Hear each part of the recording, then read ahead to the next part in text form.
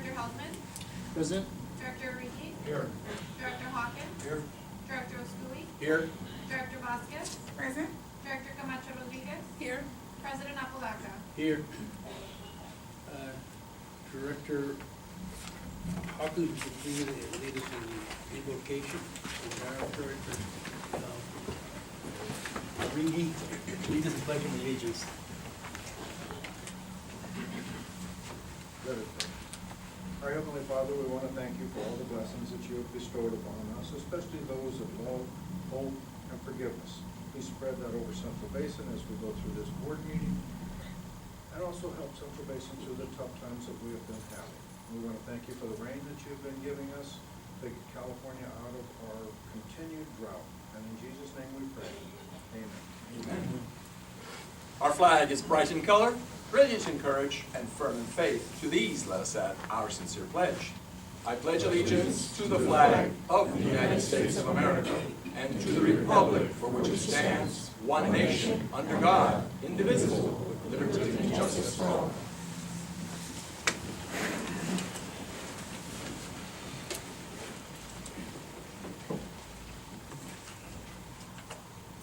Public comments and presentations. We do not have any public comment cards, however, we do have 4 presentations.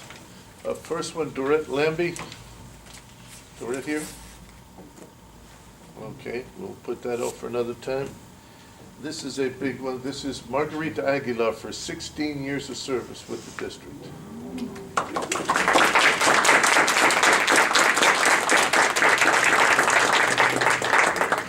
Awesome service, man. Then we have 2 special awards, standing ovation awards, and for the new directors, these are given out for outstanding performance, and they're as recognized by their peers. These awards, this one, the first one is was written up by Jackie Kuntz for the work that Sharon Kumar. Sharon, could you come up, please?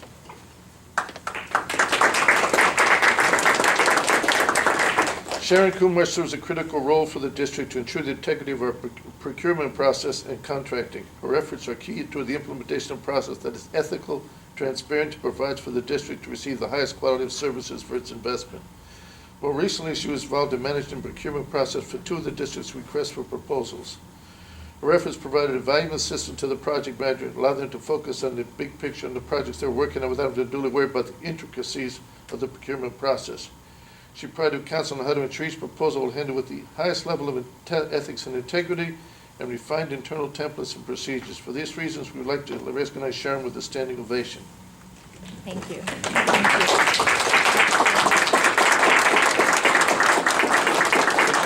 I would like to say that what we did mention here is that these were done back to back at the same time. We don't do that many, and she was doing them concurrently and also participated in the selection panels and absolutely did an awesome job on some complex technical subjects. So Thank you so much. for the hard work. Thank you. Thank you, Derek. Thank you. And our second one was also written up by Jackie Kuntz, and it's for Peggy Williams. Miss Williams, are you here? Mrs. Williams.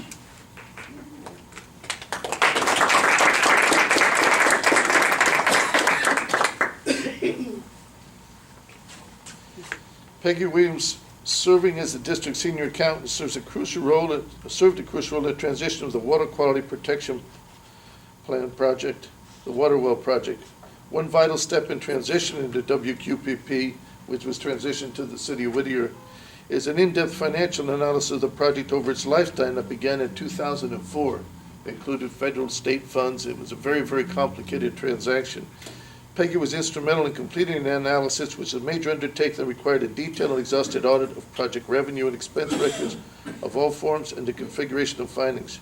She went above and beyond her duties by providing much needed support to the engineering operations and finance departments. In addition to the analysis that required a generous allotment of her time, Peggy ensured her regular duties were performed and important deadlines were met. Her efforts show she is a valued team member across all district departments. She is recognized for her continued commitment to district values of accountability, transparency, reliability, and teamwork. Her efforts and contribution are commendable. For these reasons, we'd like to recognize Peggy Williams with a standing ovation.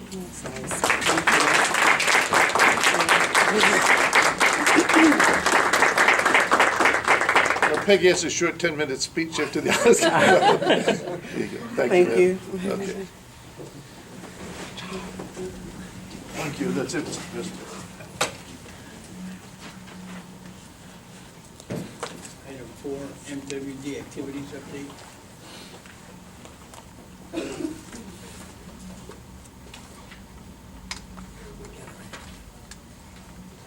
morning, Mayor. Wanted to provide a couple of updates on Metropolitan Water District activities that are going on over there. First of all, as you know, Governor Gavin Newsom delivered his first state of the state address. That was on February 12th. In his speech, he stated that our water supply is becoming less reliable because of climate change. He also stated that our precipitation is growing because of a strong economy, and that means a lot of demand for water from an unpredictable supply. He further stated there are no easy answers, but he does not want to support the California water fix as it is currently configured using twin tunnels. However, he did explain that we can build on important work that has already been done, and that he would pursue the single tunnel option of the California water fix project. Metropolitan General Manager Jeff Keitinger has stated that their agency is committed to work constructively with the administration on developing a refined California water fix project that can address the needs of the city, the funds, and the environment. A couple other updates on programs. With respect to the disadvantaged community program, Metropolitan approved a pilot program offering rebates of up to $250 per each high-efficiency toilet to be installed in apartment buildings or multifamily units that were built prior to 1994. This program also offers opportunities for local agencies to add additional incentives for other water-saving programs in addition to their toilet rebate. The program will launch on March 18th, and we have been in communication with retail agencies and our purveyors to provide assistance in promoting this program throughout our service area. Lastly, an update on the landscape transformation program. This month, Metropolitan Board, they authorized modification to their current landscape transformation program in an effort to increase participation on their long-term goal of achieving conservation measures outlined in the integrated resources plan. Changes to the program include increasing the rebate up to $2 per square foot, up from $1 per square foot originally. They're changing the name back to turf removal. There's an increase in maximum square footage up to 5,000 square foot for residential projects and up to 50,000 square feet for commercial projects. There's also change in plant requirements from 5 plants per 100 square foot down to 3 plants per 100 square foot. And then there's a removal of the front yard first requirement, meaning that anybody can start with front yard, side yard, or backyard. There's no rule as far as which goes first.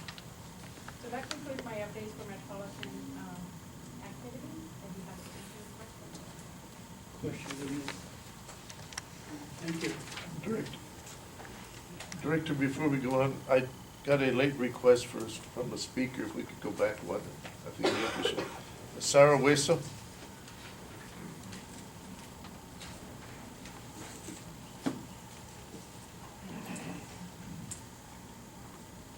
morning, board members.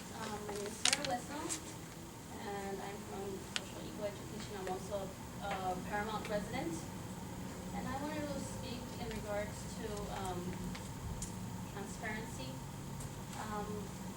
I think it's very important that when you guys look at who you guys are gonna elect, whether it's for Metropolitan Water District or other positions, to make sure you guys are making the right choice, to make sure that you guys are voting for people that are actually voting for their communities. You know, in regards to the California water fix, I personally followed it very strongly. I urged a lot of your board members to vote against it, but many of them voted for it anyways. And that left us very disappointed. Disappointed because you guys are supposed to represent our communities. And so please keep that in mind when you're voting for somebody to represent us.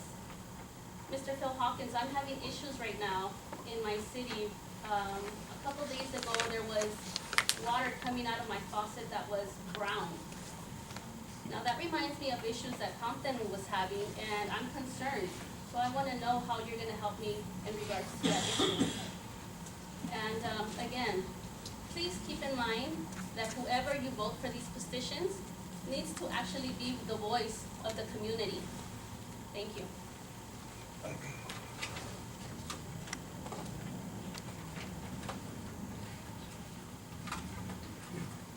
We're now on item 5. Okay. Did you want to make any comments on NWD? Well, we have a lot going on at the Metropolitan Water District. And obviously, we've recently rolled out, the turf removal program once again. I mean, I can give you an hour-long report. Some of the things that we are working on now, are to, refocus our efforts, on, creating and supporting our local resources of water. And we will also be rolling out another public education campaign on water awareness. And we have a lot of construction projects going on.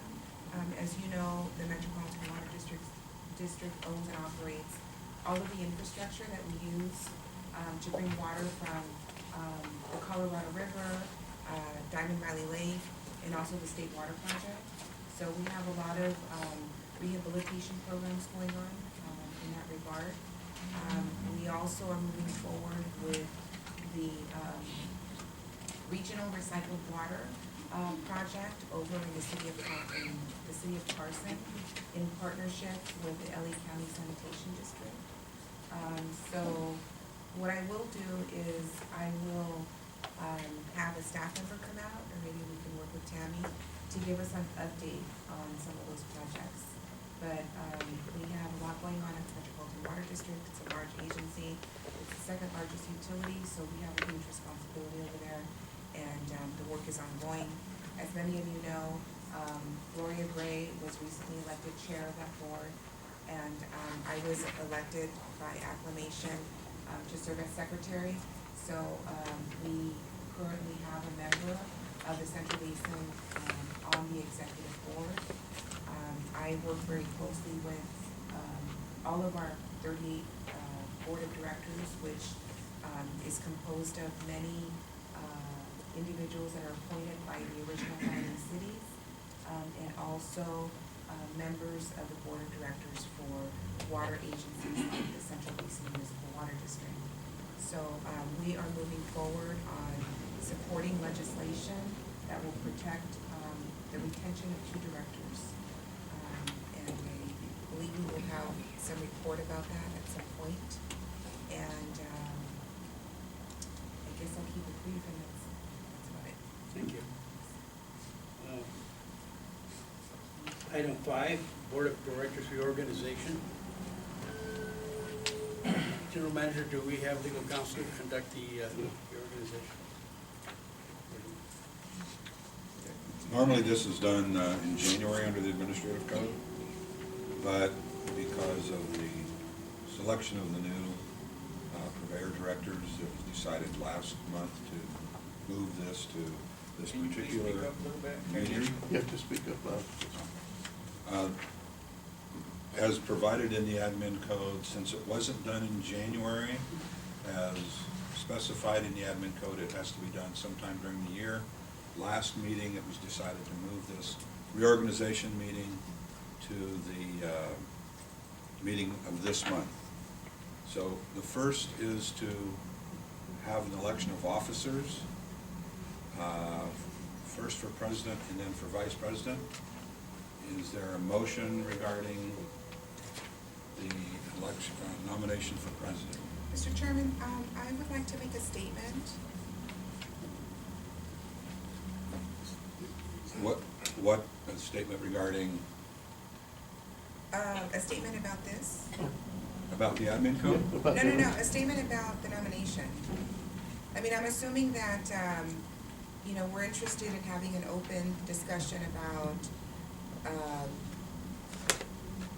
this election process, I'm interested in just giving a statement about some of the work that I've done as the representative for almost 6 years at the Metropolitan Water District. It's usually how the process is. I think the confusion might be, we're gonna get to the Met Director, we're gonna go step by step, so when we get to the Met Director, there'll be time for give a presentation on that. If you give it now, it might be muted by the time it gets there.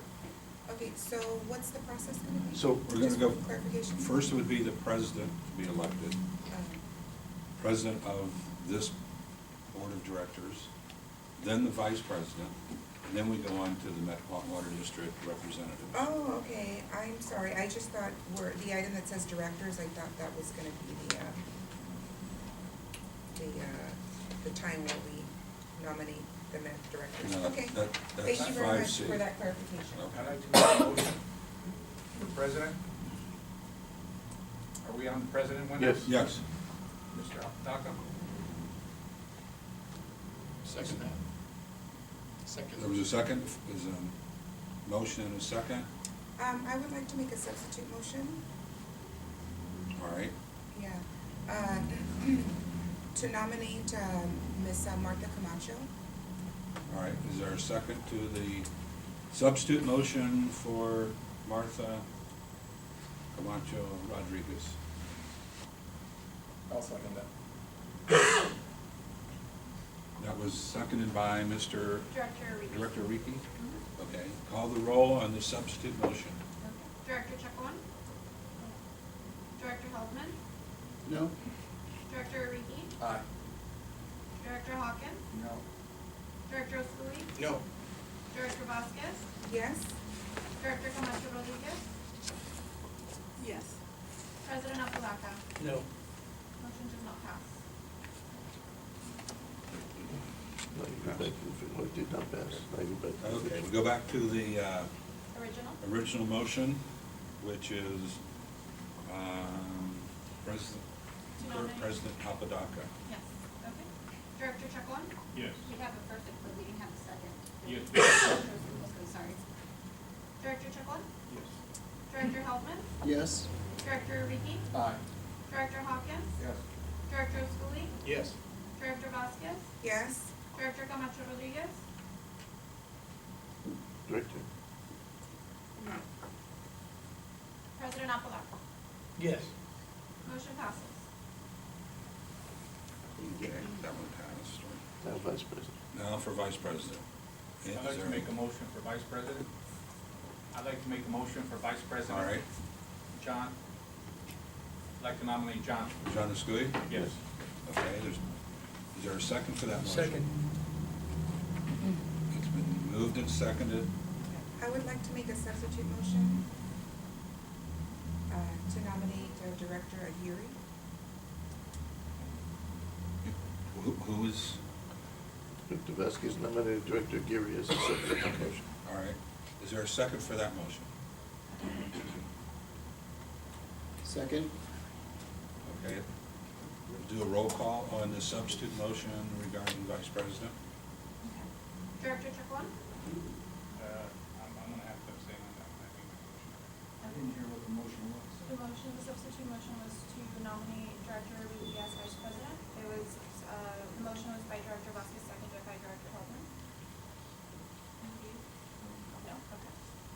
Oh, I'm so sorry, I'm out of order. Director Heldman? Yes. Director Riki? Aye. Director Hawkins? Director Osculi? No. Director Vasquez? Yes? Director Camacho Rodriguez? Yes. President Apodaca? No. Let's go back to the main motion, since this one failed. Yes. Okay, let's go back to the original nomination for Vice President. Okay. Director Chacon? Yes. Director Heldman? Yes. Director Riki? Aye. Director Hawkins? Yes. Director Osculi? Yes. Director Vasquez? Yes? Director Camacho Rodriguez? Yes. President Apodaca? Yes. Motion passes. Congratulations, John. Okay, now we're to 5C, election of Metropolitan Water District representatives and approval of the resolution appointing directors. as Metropolitan Water District representatives. So let's start with, You have to speak up. start with the election first. Is there a nomination for Metropolitan Water District representatives? Yes, I'd like to make a nomination, please. Phil Hawkins. Okay. Second that. Okay, it's been moved and seconded. Director Hawkins is a representative of Metropolitan Water District. Substitute motion. Substitute motion by Director Riki. Director Heldman. Director Heldman's been nominated. Is there a second for Second. that? Pardon? I'm gonna second. There's a second by Director Vasquez. Let's have a roll call on the substitute motion. Director Chacon? Is this on the substitute? Yes. Director Heldman? Yes. Director Origi? Aye. Director Hawkins? Director Usuli? Yes. Director Vasquez? Yes. Director Camacho Rodriguez? Yes. President Apodaca? No. That passed with 5, right? Okay. So we have one representative so far. Now for the second representative to the Metropolitan Water District. Is there a nomination? Nominate Director Vasquez. Director Vasquez has been nominated. Is there a second for that nomination? I'll second it. Okay, it's been moved and seconded. Director Vasquez for the second position of director to represent the Metropolitan Water District. Director Chacon? No. Director Heldman? No. Director Origi? Aye. Director Hawkins? No. Director Usuli? No. Director Vasquez? Yes.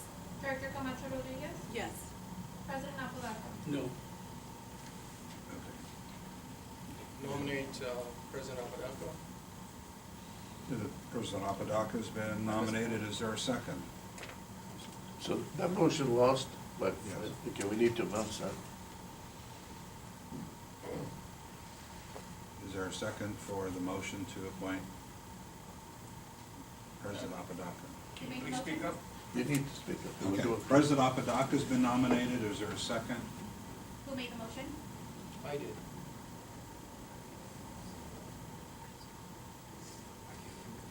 The motion was to nominate Director Apodaca to the next seat. It was made by Director Usuli. We're looking for a second. If there's a support. Are there any other nominations? Director Oh. Hawkins made a second. to nominate Director Hawkins did a Apodaca. second for Mr. Apodaca. Yes. Substitute motion? Substitute motion, Dan Rigi? Dan Ariki. Is there a second for the motion substitute motion for Director Ariki?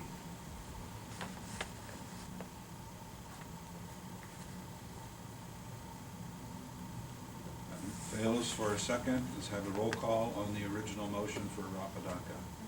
Director Chacon? Yes. Director Heldman? Yes. Director Origi? No. Director Hawkins? Director Usuli? Yes. Director Vasquez? No. Director Camacho Rodriguez? No. President Apodaca? Yes. Motion I passes. believe that tallied 5, is that correct? That is correct. Okay. So those two directors have been selected, so we need to adopt the resolution appointing the directors. Is there a motion to approve the resolution appointing the directors? Motion to approve the resolution. Yeah. Approve the, I'm sorry, I left out a couple of words there. Yeah, appointing the resolution number 01-19-965, appointing directors as Metropolitan Water District representatives. Is there a motion? Move to approve. Okay, been moved. Is there a second? Second. Second. Roll call. Director Chacon? Yes. Director Heldman? Yes. Director Origi? Aye. Director Hawkins? Yes. Director Usuli? Yes. Director Vasquez? Yes. Director Camacho Rodriguez? Yes. President Apodaca? Yes. Motion passes. Resolution passes. Okay. That completes the election process for the year, except we go now to the other half of Central Basin Financing Corporation meeting. Roll call for that.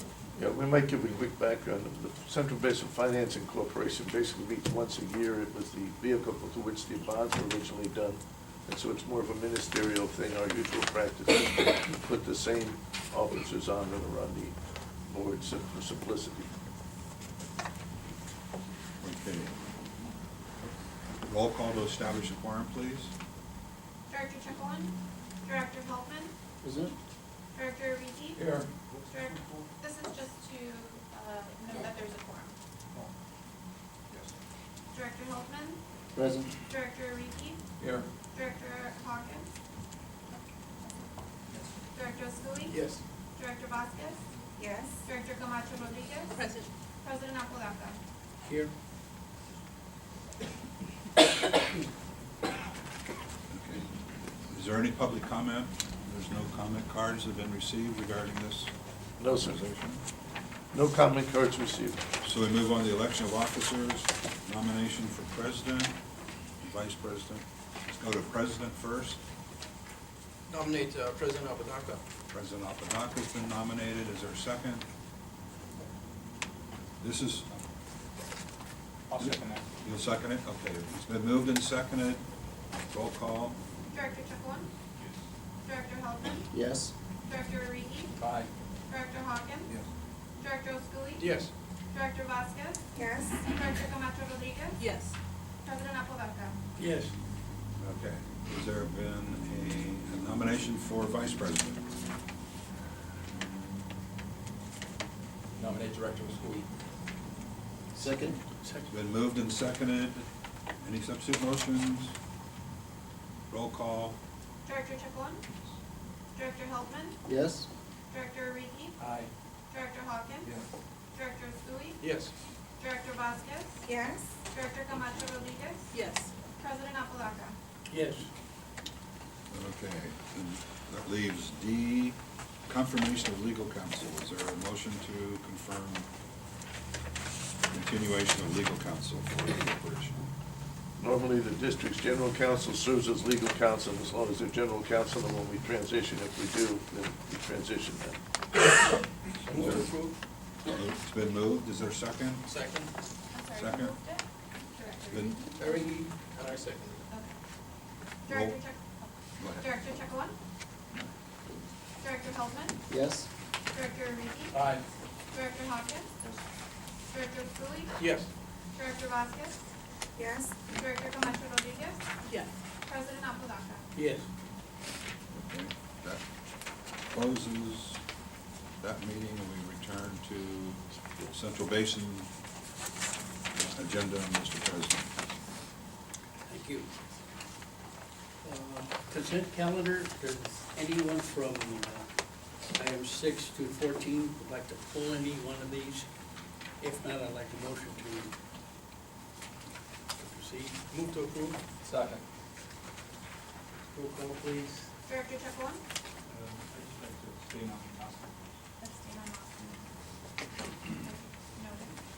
Director Helpman? Yes. Director Reedy? Aye. Director Hawkins? Director Schooley? Yes. Director Vasquez? Yes. Director Camacho Rodriguez? Yes. President Apodaca? Yes. Motion passes. Item 15, approval of resolution number 0219-966, revising parts 1 and 2 and 3 of the administrative code. Nina? Good morning, directors. This is an item to make some revisions to the administrative code, parts 1, 2, and 3. And with your approval, approve resolution number 219-966. If I can have the additional slide, please. The first 3 revisions that are noted in Exhibit A for your reference are new additions that we've discussed at the administration committee. One being a new sexual harassment prevention training required for all employees by January 1st, 2020, also known as SB 1343. This new law that passed in the state of California requires that employers that have 5 or more employees have all of their workforce trained for sexual harassment prevention training. So that's the first item for your review. The second item, we'd like to do a cleanup on our technology use policy. There's a couple of sections that, there's one section that says that employees can use the internet during their off working hours, such as their break times or after work, for incidental items like checking or doing homework, because we do have some employees also attending school.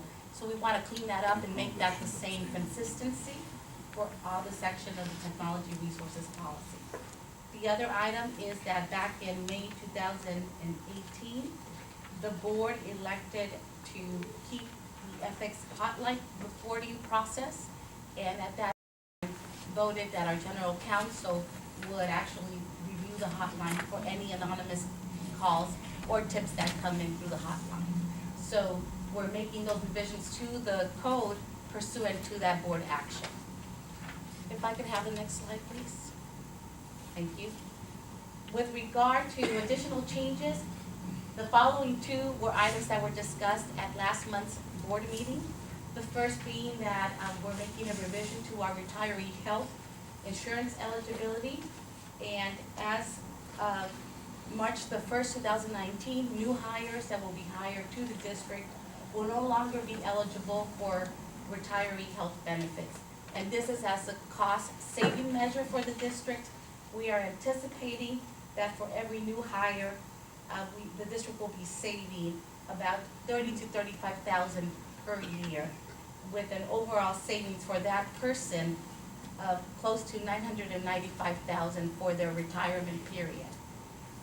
The district has a trust where it keeps all of its other post-employment benefits, OPEB benefits, for eligible retirees.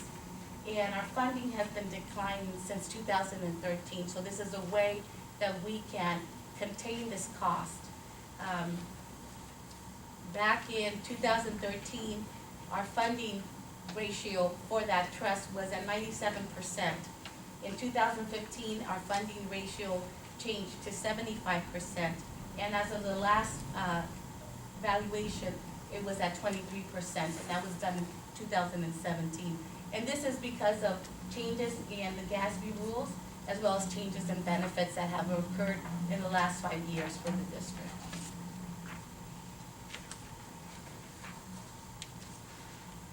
The other addition, or the other revision that I'd like to highlight for you directors this morning is our revision to our personal holiday policy. What we're doing is the holiday will no longer be carried over from year to year. Instead, employees will have to use the personal holiday hours during the year that it's granted. This has created no change in benefit to the employees. It's just basically for payroll purposes. It just helps us make sure that everybody takes their personal holiday during the calendar year that it's provided. And HR will inform employees as of August if there's anyone that hasn't used their personal holiday, to make sure that they use it before the end of the year. We also, pursuant to the discussion that was had last month, added a section in the code that lists that the general manager will have the ability to provide a 1-month carryover should there be a business reason why an employee did not have an opportunity to take their personal holiday during that given year. Unless you have any questions, this concludes my presentation related to this action item. And before you is resolution number 02-19-966 for your approval.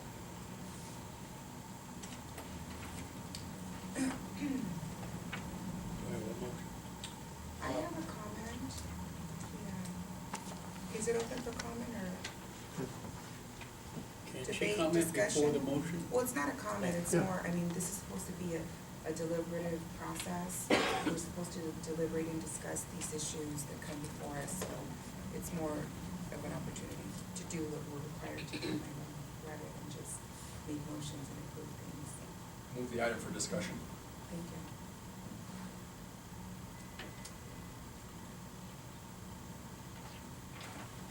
Mr. Chairman, is that, I'm just trying to follow protocol. Second.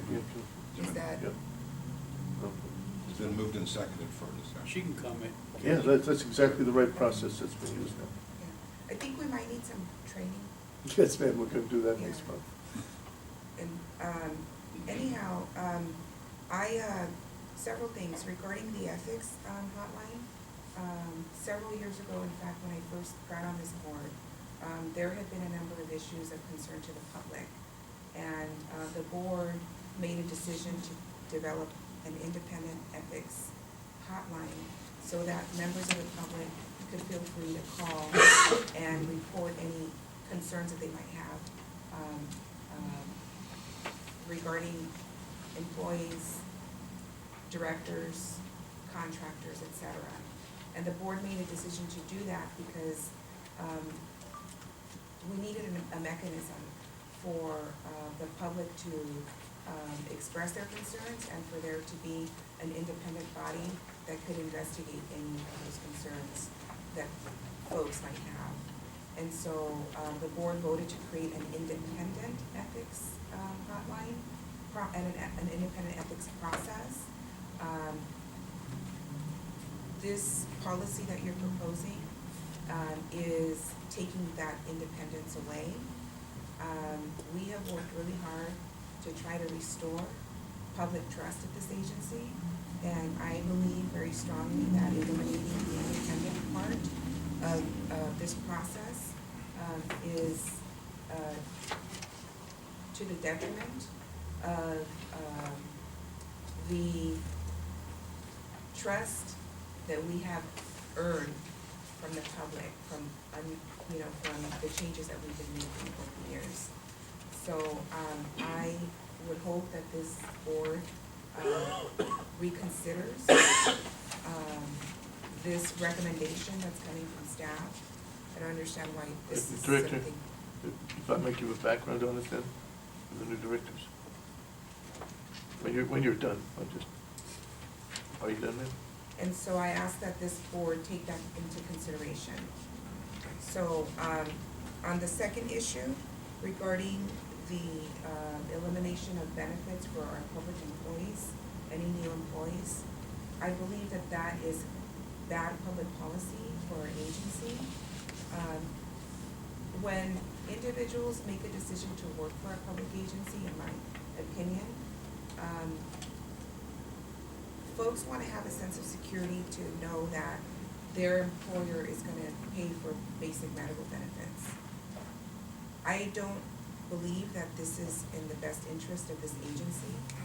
I think that this will be setting a new precedence for all public agencies.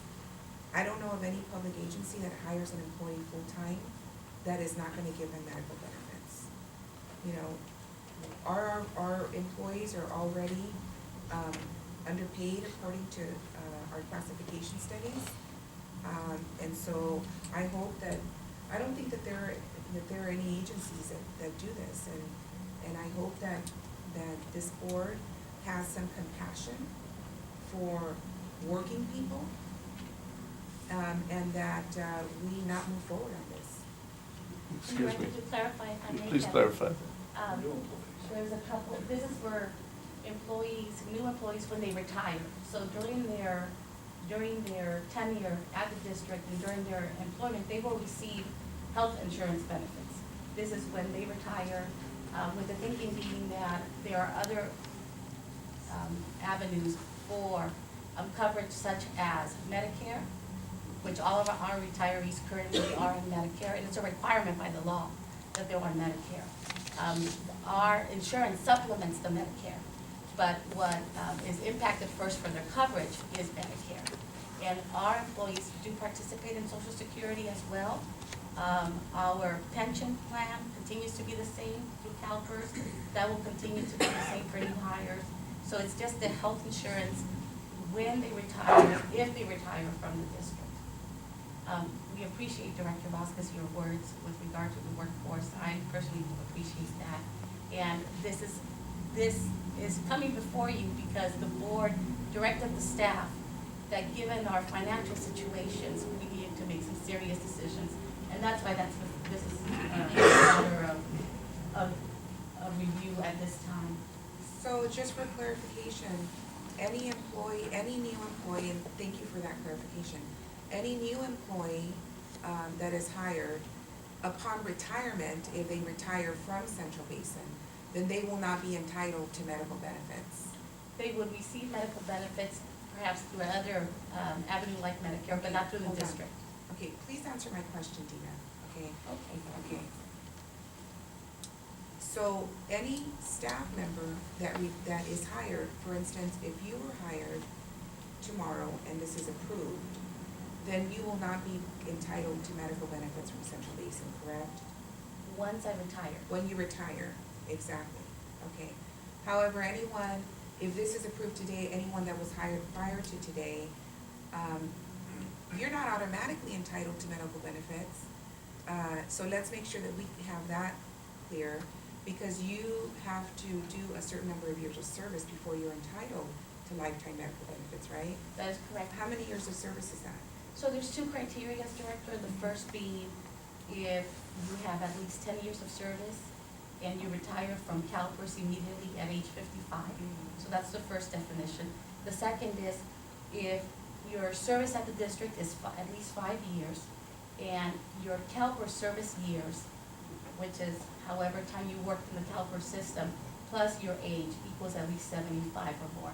And this was put into effect by the district, if I'm not mistaken, 2006 or 2008. I do have copies of the resolution. So once, if you were hired prior to, if this body approves this item, if you're hired prior to this going into effect, if it goes into effect, you still have to work for a certain number of years before you're entitled, right? That is How many correct. years is that? 5 years or 10 years. Okay, so if I work for Central Basin for 5 years and I leave Central Basin after 5 years, and I do, well, I'll just keep it simple. If I work for Central Basin for 5 years and I leave Central Basin and I retire from another CalPERS participating member agency, Central Basin is responsible for paying for the retirement benefits. If you retire directly from the district, meaning that you go on with CalPERS, and you have at least your That's years of done. service with, through CalPERS and your age equals 75, you have to meet all of that criteria, then yes. So The that's my answer is point yes. here, is that we're not just willy-nilly giving away medical benefits. You have to do at least how many years of service? 10 years of service? 10 years of service or 5 years with the other definition. 10 years of service in order for, you have to give Central Basin 10 years of service in order to get lifetime medical benefits, correct? That's correct. Okay, all right. So how many of our employees do 10 years? What's the percentage? I'd like to get a little bit more information about this. How many employees historically, because Central Basin has not been around many years, so I think I can get a historical number on this. How many employees have been able to get lifetime medical benefits since 2000? When was Central Basin established as an independent entity? It was established back in 1952, but it split from West Basin in 2006. Okay, so when Central Basin split from Central Basin, how many employees are we paying for lifetime medical benefits to from that time? And then from the time it became independent, how many employees are we paying for lifetime medical benefits for? So currently, we have 13 retirees. Of those 13 retirees, I can estimate to say that about 5 of them have been since the split. Okay. And so, are we currently paying for not lifetime medical benefits for all 13 of these? Yes. And so, this policy is not gonna impact them, right? No. Okay. So, so an individual has to work for Central Basin for 10 years in order to benefit from this from the current policy. Okay. Under the first definition, yes. Okay, how many employees do we have now, or do we have in the books that have done 10 years of service that will be entitled to this moving forward? That's a hard answer to a hard question to answer, Director, because of the fact that they have to still retire. Relatively, we have a young workforce compared to other organizations. Okay. So we still have a ways to go to retire. Right, but people are gonna retire, right? That's the hope, yes. And we do have the number of people that have been employed by the Central Basin for 10 Yes. years. Yes. Right. So I don't think that should be very difficult to figure out. I think it's just a matter of coming If I up can with the get data. back to you on the exact number, but I can estimate that as far as with years of service of at least 10 years, we have a handful, we have about 5 employees that have had at least 10 years of service. Okay. But if I could get back to you on the So one exact half is number. 5. That's correct. Okay. So, I'm estimating, Director, because I don't have the numbers in front of me, but I'm happy to get them to you. okay, yeah, because obviously, those are gonna be numbers that we're gonna need to add to this 13, correct? Correct. Yeah. So I'm And the policy interested, before you does not change that at all. To clarify, Directors, the policy before you is for new hires. It's no, not for I the understand existing that, I'm just workforce. looking at, in terms of future liability, what this is gonna continue to cost Central Basin.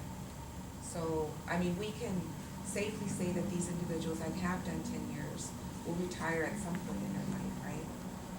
And then we have these 13 that we have, so this is a bill that we'll have to continue to pay until they make their transition, right? So that's a raw number that we can talk about. Yes. So I'm interested in knowing what that raw number is, number one. And two, I'm interested in knowing, we obviously have not, we haven't added to our workforce, and it looks like we're gonna be looking to continue to eliminate positions, so I think that, will change the number as well. But I'm interested in us looking at that number, before we make a decision on this. Mr. President, if I may, Dina, again, this is going forward. It's nothing to do with what's currently happening with the employees that are in the employment of the Central Basin, right? That's correct. So the projections about the possibility or the number of potential retirees from the district and all of that doesn't come into the calculus for this particular motion that is on the table, right? That is correct. Okay, thank you. Call for the question. Excuse me. We might go back to the other part of this, which was the ethics hotline, and just a little background for the new directors. Director Vasquez is correct. We formed an ethics hotline which included an independent attorney who would answer if there was a call to the hotline, it would go to the independent attorney. They got a retainer each month, whether they got anything or not. When they got something, they could spend up to $25,000 in investigating it without contacting anybody that different. It was totally independent, one of the first of its type in the public sector, if not the first. In May of 2018, as we're going through the budget, the board decided that the retainer part of it could be best eliminated by having the calls, when they come in, go to our attorney, whoever the district's counsel is. If it was a complaint about the attorney, would go to GN. So we had a process set up that would eliminate that retainer payment each month. And so we did not budget this year. The retainer ended this month, February, and we did not budget going forward for that. So Director Vasquez would like to go back to the other, and that's fine. That was a system, like I said, it was revolutionary at the time and served us well. In the interest of saving some money is why we eliminated that, and it was done by the board in May of 2018. Yeah, I'm not It's sure not that staff-driven. Yeah, I'm not sure that it's gonna save money, because when the complaints are made, what it's doing, what we're doing here is we're eliminating the independence part. And in my opinion, I think if issues are gonna be investigated, it needs to be done by an independent party. So if a call does come in, our attorney is gonna bill us for whatever investigation and whatever work is done. So this whole thing about, we're gonna eliminate costs, we're not gonna eliminate costs, because if someone calls and makes an ethics complaint against me, against any of my colleagues, against an employee, against a contractor, the investigation is gonna continue. What we're losing here is we're losing the independence, which in my opinion is a part of making an ethics complaint and a complaint credible, is when we have an independent party investigating the issues or concerns that people have. Not when our own lawyers are investigating. It's like when our own lawyers are investigating the people that approve their legal bills every month. I mean, I just don't think that was the intent of even having an ethics hotline created. Kevin, there is a retainer involved in here. and Yeah, it that's was, one it was of the- $1,350 a month. It wasn't much, but it was one of those that came out to 15,000 a year that, Right. you know, so it, But but we've it, been looking at reducing costs from $300 items, right? yeah. So 1,300 a month adds up. Yeah, and like I said, this was debated by the board in December, in May of 2018, and the board adopted this. This is not a staff Right, this is decision. nothing new. Yeah. So how many cases in the past number of years that this hotline established was referred to the hotline? The ones that required investigation, to my knowledge, just one that it required. There was some that were disposed of, but the ones that caused additional bills, there's just one. Just the one case, Yeah. okay. Could it be that once we receive the complaint, it could be discussed with the board, and the board can decide at that time to hire an independent party to do the investigation or not? Absolutely. In the meantime, we can accomplish the independence as well as saving some money. Can we do that? You can have the hotline report, because we still have an independent hotline that you call into. It's where the information goes from that hotline. Right. And so if you want to go to the president of the board, that's fine. Yeah. We have to spell out the protocol. If the charge was against the president of the board, Of course. you would have to say it goes to the vice president. If it was against the vice president and the president together, we spell out a protocol, and we can do that in a workshop later on this year, if that's, but I think that Director Vasquez brings up a good point, though. We do want to maintain the independence of it as much as possible. Yeah, no, It's I been a agree with deterrent, that, but if I not- think there yeah. could be a compromise methodology adopted in here that is gonna accomplish both goals, to preserve the independence as well as saving some money. Yeah. Have we considered, maybe talking to this firm that is currently doing the work, and asking that they not require a retainer? No, the way we wrote the policy was that when you were selected, and the board selected these people, it was a 3-year, no cut, and no renewal contract. In other words, we couldn't renew their contract if we wanted to. And that was to maintain that independence, that they would not try to do something that would sway to have the contract be continued or whatever. It was totally independent. So we could do that we could put out a new RFP and say, answer our hotline and you get up to this. If we could craft it differently without a retainer and see if people do, that's fine. I'm certainly interested in making sure that we have some independent, law firm that is looking at these issues.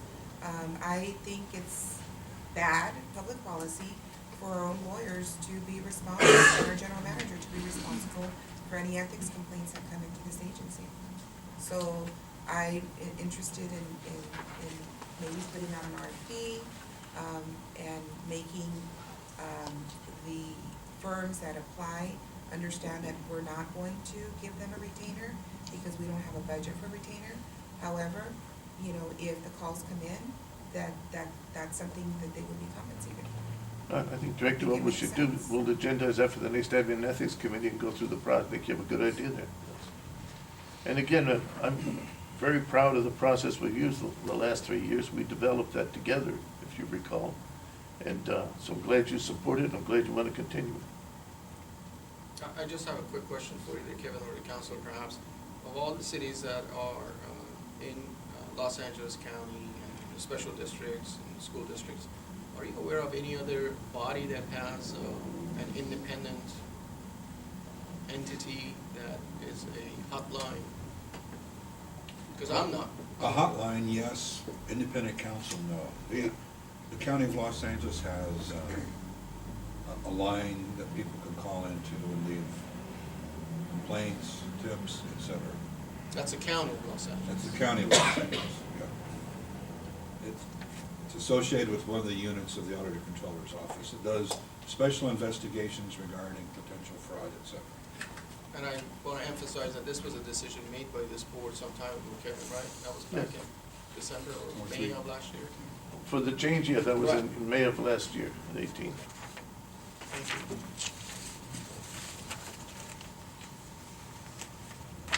So what is the motion? The motion before you, directors, is that you approve resolution number 02-19-966. Move to approve the resolution. I'll second that. Roll call. Director Chaperon? Yes. Director Holman? Yes. Director Reedy? Aye. Director Hawkins? Director Schoy? Yes. Director Vasquez? No? Director Camacho Rodriguez? Yes. President Apodaca? Yes. Motion passes.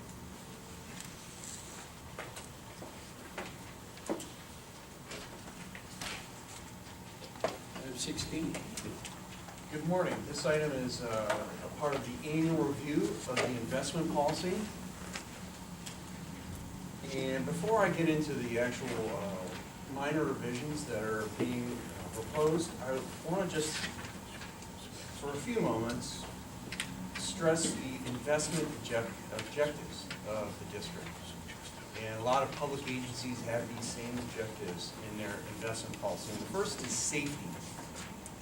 That really means how risky of an investment are you making? And I can tell you the district's investment policy is very risk averse. The second item is liquidity, meaning how quickly can you liquidate or sell that asset. Real estate might be an item. It takes a bit of time to liquidate real estate. That's why we don't have real estate in the investment policy. And the third is once you focus on safety, then liquidity, then you can worry about yield. So those objectives have been a consistent theme of the district's investment policy, and there's no changes to those.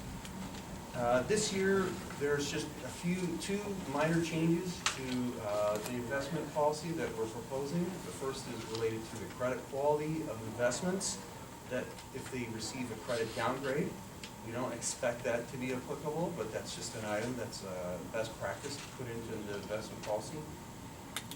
And second, we also included a glossary of terms at the back of the investment policy. As you're aware, this item has gone through the administrative and finance committee of the district, and all revisions have been reviewed by the district's legal counsel, and they have not proposed any changes to the proposed policy. So with that, you can see the recommended motion on your screens. That concludes my comments. I can answer any questions. Questions? Mr. President, move to approve resolution number 02-19-967, revising part 4 of the admin code with regards to investment policy. Give a second. I'll second. Second. Director Chaperon? Director Holman? Yes. Director Reedy? Director Hawkins? Yes. Director Schoy? Yes. Director Vasquez? Yes? Director Camacho Rodriguez? Yes. President Apodaca? Yes. Motion passes. Thank you. Item 17. Rosen. Discussion of the Montebello Recycled Water Project, water pipeline. Jackie gives her apologies today, Jackie, couldn't make it today. But we'll go over a little bit about the Montebello Hills project. As you recall, that's a large proposed housing project in the city of Montebello. We've been talking about it off and on for about 3 or 4 years. Recently, there's a new developer been involved, Toll Brothers, and the project has been redefined a bit. If you look at the map in front of you, you'll see some purple pipe, that's our existing pipe, look at this. And you'll see some, I guess it's green, I can't put the glasses on, but blue. Blue? Okay, blue pipe, and that's our proposed pipeline. You'll see a pump station symbol there, and then you'll see the red pipeline, which is the internal distribution system of the recycled water project. And again, we're talking about recycled water to supply this community. The amount of recycled water is about 240 acre-feet a year, and there's additional needs during grading. We have approval for the water for this that we got from the county sanitation districts. Can we switch this slide? So we have a two-part agenda item, and we're primarily going to concentrate on item 1. Item 1 is the environmental documents we need to do in order to participate in this. The pipeline, the deal we have with the developer is, as far as we know, that we would build a pipeline, they will build a pump station, they will build all the internal distribution, all the facilities will be given to us to operate, and then San Gabriel Valley Water Company will be the retailer in the area. The second part of this, of course, is who pays for it. We'll go through that a little bit. So the environmental requirements, initially, when we thought we were just doing the pipeline, it really could be a ministerial type thing. It's only half a mile of pipeline. However, the pump station site has not had a full environmental investigation done on it. So, abundance of caution, we included both of them in and are doing an environmental document to cover them both.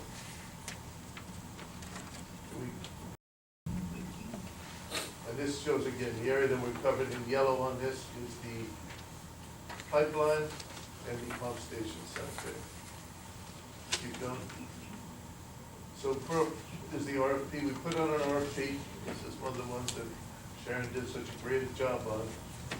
It had a fairly complete environmental scope, lead and manage the CEQA process, deal with the engineering and design consultants, visit by staff, board, response to comments, mitigation. And all of this was supposed to be done before the end of June. There was a need for urgency on this because the developer wanted to get to work actually grading in the end of September, beginning of October.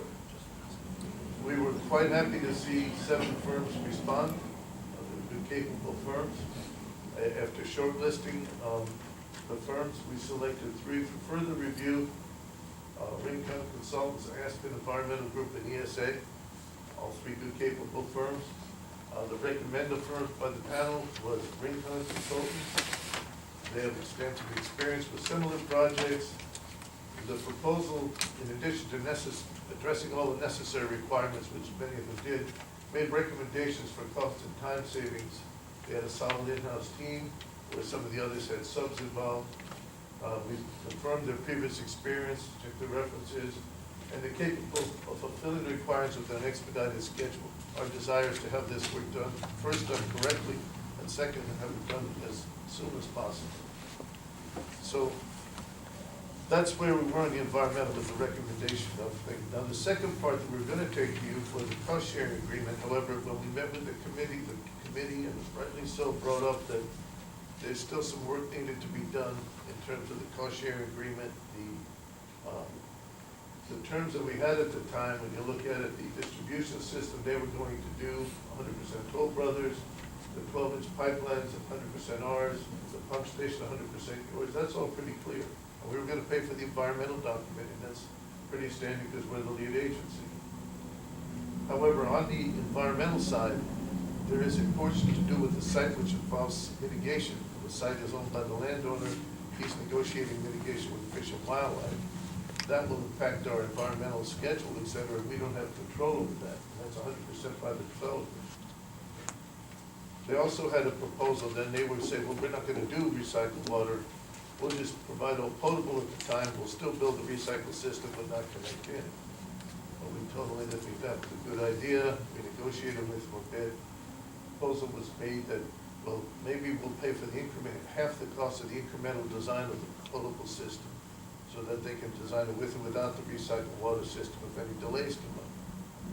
When we discussed this with the committee rightly said, well, the delays that come up would be caused by them or by something totally out of our control. Probably isn't appropriate for us to pay for this, to save money by doing this. So, and because of the timing, we had the special committee last Thursday. The developer's project manager's on vacation. Their consultant had a death in the family that he's attending to this week, so we don't have any definition, so we don't intend to take to the board any cost sharing terms at this time. So in our action calendar, what we want to do is delete item 2 of this motion, simply go for item 1, which is the authorization of the environmental consultant to do the work, with the caveat that we will not execute the contract at start until we have a firm agreement with the developer. And then we'll bring the agreement back through the committees and that. But that way, if we do have a firm agreement, we can start the environmental work as soon as possible. Still don't know if this is going, but at this time, what we're asking the board for is authorization to, if everything goes well with the developer in the next couple of weeks, sign the contract with the consulting firm and get them started. Because again, time is of the essence on this. So a little complicated, but at this time, all we're asking for is the authorization to proceed with the limitation that we'll proceed unless we have all the information we need from the developer, including his schedule and that. We'll take the agreement with the developer back to the board in March if we have one by then, and again, if we don't have it, we simply won't be proceeding with this. Are there any questions? Did I capture, Director Hawkins, you chair committee, did I capture pretty well what was? Okay. Kevin, I got a quick question here. I see names, but I don't see figures, you know, attached to the names. In terms of what the prices were? Hold on. I'm talking about, table one, I'm responding to the consulting firms. You have names here, but you don't have any actual figures. To the consulting firm? Yes. That's because we don't select based on price. Now, all the prices were open for the shortlisted firms, and the prices range from $39,000 to $114,000, so we select the consultants in the middle. But we select based on qualifications and ability to meet it. I'd be glad to provide all the prices for you if you like, but the ones in the open. Okay, but all these were all qualified, correct? All of them were good, capable firms. Their approaches, some of them, for example, believed we needed to do a full IR. One of them believed we didn't need to do anything. So some of them understood the project differently than we did. It was not what I call a valid response. The other ones, we tried to pick the one that had the best capabilities technically and the price that was acceptable. Okay, and who was doing the interview? The interview was Jackie, Roman, and Sharon. Question. On this particular item, anyone that's working for or represent any of those agencies, should they vote on this? Well, the one, Director Riggi, in an abundance of caution at this time, since he stepped out of the room until we He's have time recused to himself. analyze it. He's not working for the developer, but he is working for the San Gabriel Valley Water Company, which is the retailer that would benefit in this. As a matter of practice, it suggests whoever wants to recuse themselves, you will announce it, you announce that, so it will be part of the records. I Yes, didn't yeah, he hear happened to that. be outside the room, Right, so, right, okay. at the time, so. But that's, so in abundance of caution, and we would do that, if something came up about Liberty, of course, or something came up about City County, depending on the nature of it and where the conflict exists. Mr. President, if I may, I have a few questions. With regards to the process of the RFP, I agree with Director Chacon. You know, typically, and I don't know if this is something we've done in the past, correct me please, if we haven't done it, you have provided the proposal by the firm that you're recommending to receive the contract, but I didn't see the RFP itself. Do we usually put a copy of the RFP for the board to review? Yeah, we do. I'm surprised it's not in the package. I didn't see it in the packet. Was it in the packet? I didn't see it. It was in the prior board, I guess, when the board authorized. Oh, okay. Yeah. Okay. Was it the prior one? I'm not sure. It's not good. It's not a big issue, But but. we usually do. We usually have the board Because authorize it ahead of time. to me, when I was reading the package, you know, I know the proposal was there, and we are getting, you know, we are going to approve the contract, but I wanted to compare the proposal to the RFP that you issued, as a matter of reference. Yeah, okay, we'll make sure it's there in the future, but. The other thing is that this is, again, as you indicated, is a qualification-based selection process. Right. So it's not the price. Do you require, as part of the RFP, for the proponents or the proposers to include the cost in a separate envelope? Yes. Okay. Because again, you don't want, you know, when you're going through that review, you want to look at their qualifications first and then open the envelopes and see what the fees are. And if the fees are not reasonable, you negotiate with a top qualified candidate. If you can reach an agreement with them, you get somewhere. If you're not, then you go down the list. So that's the process we follow. I wanted to make sure. Now going back to item number 2 that is going to come before us, I want to just make some clarifications in here. Page 2 of the report says on the line 3 that Toll Brothers is anticipated to complete construction on behalf of the district, as you indicated, unless other alternatives are available. So which other alternatives? I mean, if they are available, they better know about it now because they wanna have this thing open by September, right? Hey, two things. The other available, with regard to the pipeline, we have been talking to the city of Montebello. The key concern is they just passed a resolution about street resurfacing. They have a moratorium of 5 years of working in a street after it's been resurfaced, and as luck would have it, Montebello Avenue in this half-mile section where you do is going to be resurfaced. It's one of the first ones in a contract that they're letting. However, we met with the city staff and talked about, right now, there doesn't appear to be the conflict. But if there is, we would integrate the construction of the pipeline into the contract. And it can fit, it's a $3 to $4 million contract that they have with the contractor to resurface the streets. This is about $500,000 to $600,000. We could integrate it in as a change order and still be within the parameters. So that's one option. That's why they say other option. Either the developer will build this for us as part of his work, and he'll do that right now, or if we need to integrate it with the city's road, then we'll do that. I'm not the city of Montebello, but if I were them, I would pave the street after the Toll Brothers is done with their first phase, but that's Yeah, just- well, and again, I think that's what they're trying to schedule to do. The other thing is, again, they have indicated that they want the recycled water for grading by September 2019, right? But somewhere else, we are saying the goal would be to fulfill the CEQA requirements for the pipeline no later than August of 2019. Between August of 2019 and September, there's either 30 days or less than 30 days left, so. That's why when we evaluated the consultants, for example, the selector from Raycon, had some ideas, and their schedule calls them to complete it in June, mid-June, that depends on when the work get going. And if we allow 30 days and we're mid-July, we can design it and have everything ready to go, you just can't start construction until your environmental is done.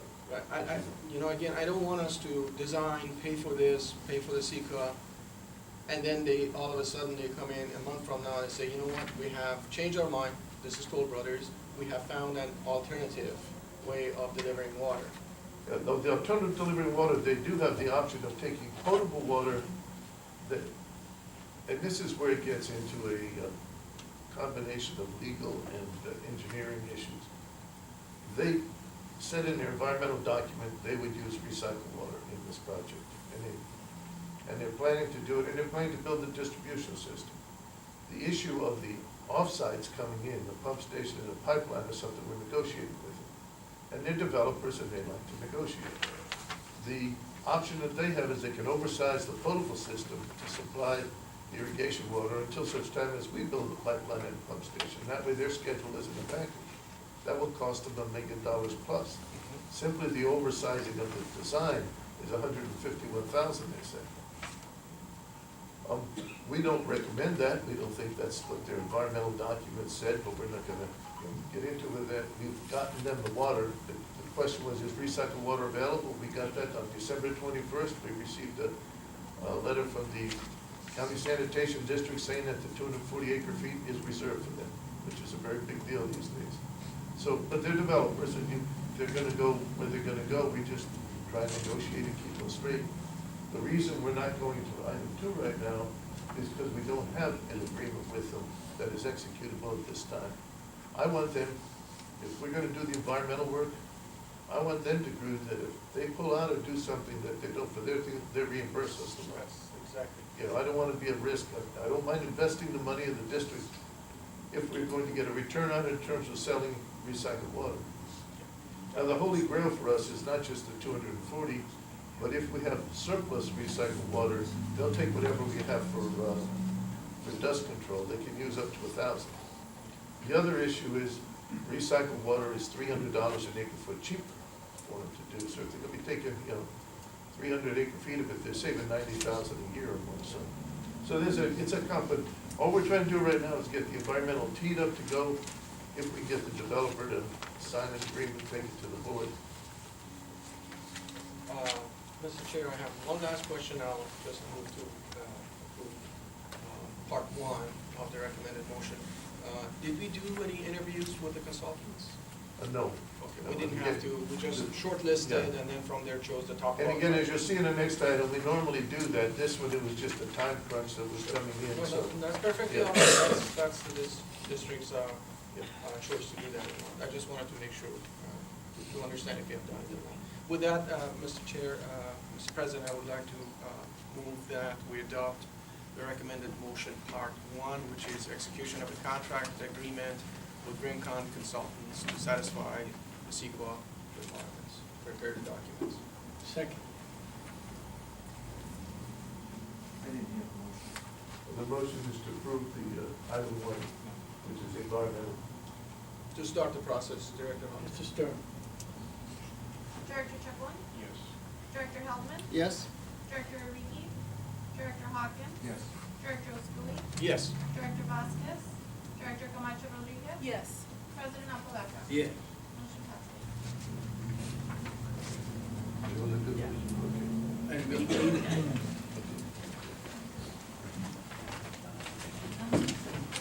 18.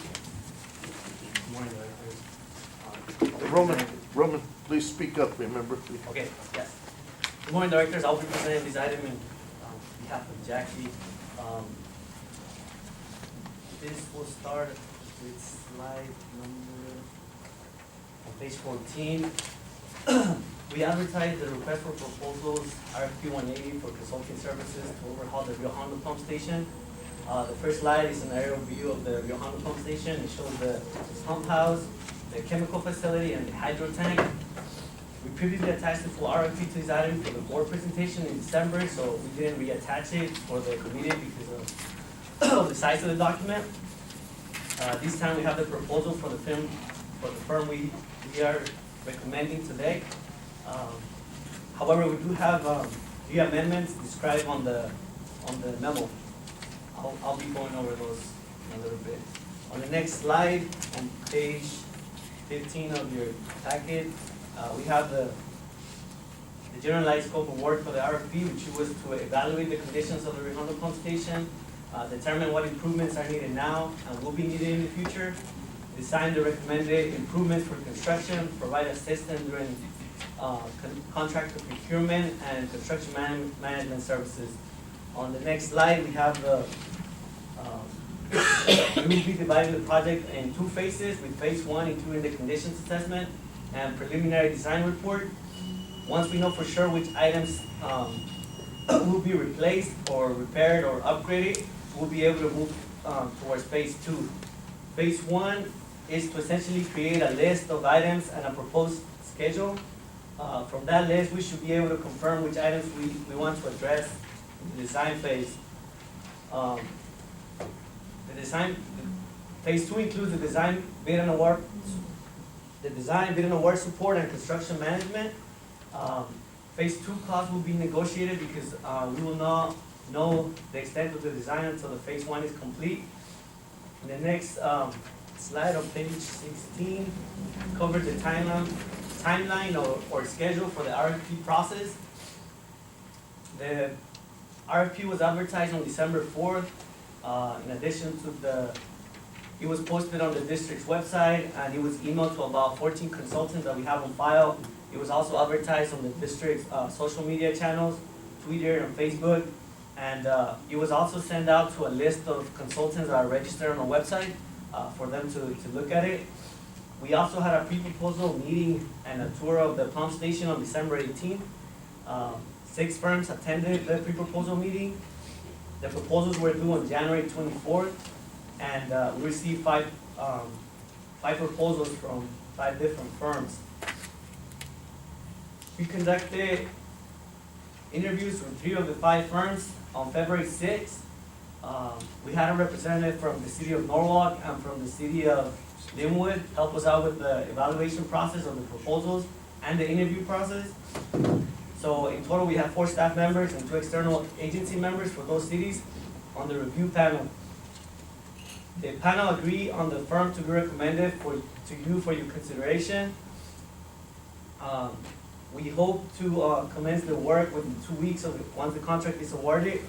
On page 16, it describes the addendums. We have 3 addendums that were hosted. The first was to extend the proposal deadline and to add a pre-proposal meeting and a tour date. The second was to modify the RFP template and clarify that the most qualified firms are first determined, and then the fee schedule price proposal is a factor in the final selection of consultants.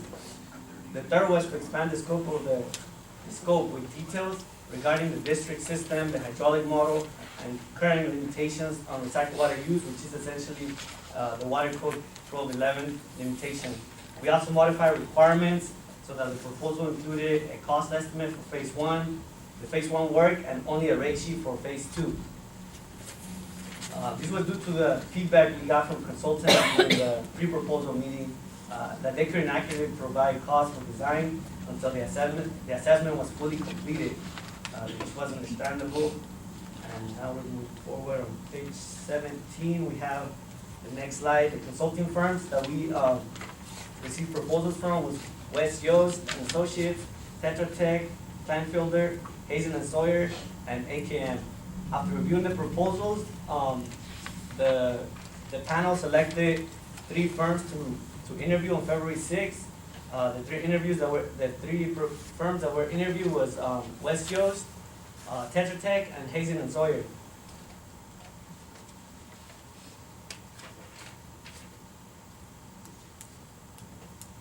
In the end, we chose Hazen and Sawyer, not because they've done the condition assessment, but because they provided the best proposal. They demonstrated that we provided the best team for this job.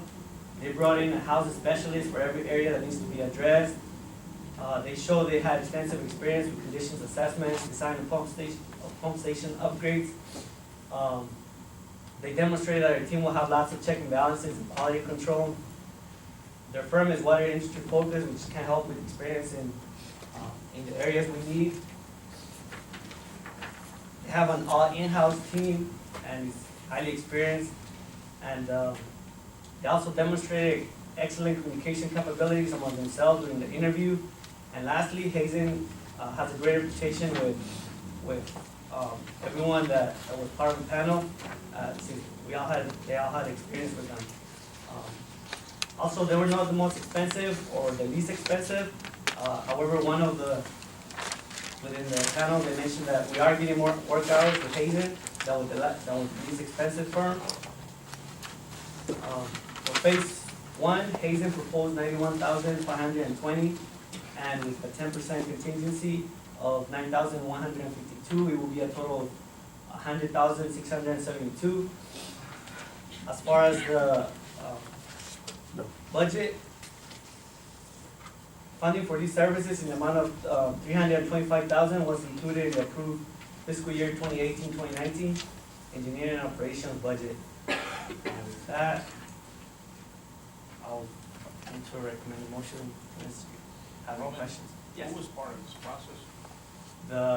For the entire process, it was 4 staff members, which was Jackie, engineering operations manager, myself, Norris Brandt, who is our operations specialist, and Sharon Kuhn. And from the external parties, we have from the city of Norwalk, we had Julian Lee, and from the city of Linwood, we had George Campbell. They both had extensive experience with this type of work. So. Mr. President, if I may. Roman, thank you very much for the very comprehensive report. Appreciate that. That was. Now, I know this is not a public works contract that you go through a process of bid and you award it to the most responsible and responsive bidder. However, in those type of contracts, Yeah. if the contractor's spread on the bid amount is quite a bit, then I always worry someone has missed something. Okay. So although, again, the cost is not a contributing factor, a deciding factor in here, but when I'm looking at the number of hours and the proposed fees, just going by those two, Tetra Tech is $166 combined rate, let's say blended rate, Okay. for the entire effort. But they're proposing 1,004 hours, which is almost twice as much as Hazen and Sawyer of 512 hours. So the blended rate for Hazen is $178 178, 166, sort of close. But then West Yost is 222 hours, and their price is 74,752. So that's a blended rate of 336. So when I'm looking at that spread, I go, who missed what? So can you answer who missed what? Did we, when we interviewed them, did we ask them, how is it that you're proposing to do this amount of defined work, which is in my scope of the RFP, for 222, and Tetra Tech, why are you taking 1,004 hours to do that? If I might answer that, Yeah. they did not ask that specific question during the thing because it's simply, they weren't discussing price at that time. Not the price, the hours. Yeah, the hours, but what there is in any assessment like this, there's an art and a science part of it. The art is, what do you look at, how much detail do you look at it, what requires extensive and what requires. What we liked about Hazen is that they brought experts in each area, and they, therefore, this whole thing, you can bring in someone inexperienced and spend more time, or spend in someone experienced and spend less time. Their cost per hour seemed to be just about right, at the sweet spot if you look at it. It was a little more than, well, it's certainly a lot less than West Yost. West Yost also had to use outside people. They had some very capable people, but they had to supplement it with outside, which you have the markup of and the management of, which added to their cost. When we looked at it, we think that the two firms that really know the system the best are Tetra Tech, who's done our model on the system, and Hazen Sawyer, who did an assessment for us on it 2 years ago. And when it came down to how to approach this, Hazen and Sawyer seemed to have the right blend of technical expertise and just good gut feel for what's out there and how it operates. They did go out and, review the pump station, review our operational records, and spend a lot of time on a proposal that reflected in it. No, I appreciate that and I understand that, but now that you're saying that Tetra Tech was also involved as well as Hazen in this project, I feel comfortable that both of them knew intimately what the system is. But comparing those two, one is saying I need 1,000 hours, and the other one that you're proposing says I need 500 hours to complete the job, to complete the study. Now, Hazen had done the preliminary assessment. so they are taking that into. They are taking that into some of account, and that was only less than 2 years ago, so that saves them. That saves. Now, that was them only a about $25,000 effort, but it gave them a leg up in terms of what was involved. That's the And that study was explanation. made available to everybody, to even the playing field. That's the explanation. That's And- fine. Yeah, just to add, the preliminary assessment, it only covered the mechanical and electrical portion of the pump station, and the additional assessment includes the entire pump station, all the parts that combine. So, yeah, I'm not sure if I. And the proposal clearly said, or the RFP clearly said, no change orders, right? Well, there's one big change order is gonna be phase 2 and phase 3, which will come back to the board for. Roman, is there any change orders? No, I'm serious. Change orders on this one? We haven't started yet, so. We No, have. I mean, is there any contingency? Oh, yes, we had 10% for contingency in case in case there are certain things that are fine throughout the assessment and the preliminary design report that require more hours. But at this point, as far as we're looking at it, it seems that we should be okay. A lot of the hydraulic analysis have been done by Tetra Tech already, so we have that already to provide for this consultant once they start doing this work. So we feel that we might not need it, but we still add it just in case. So Tetra Tech has already done some work.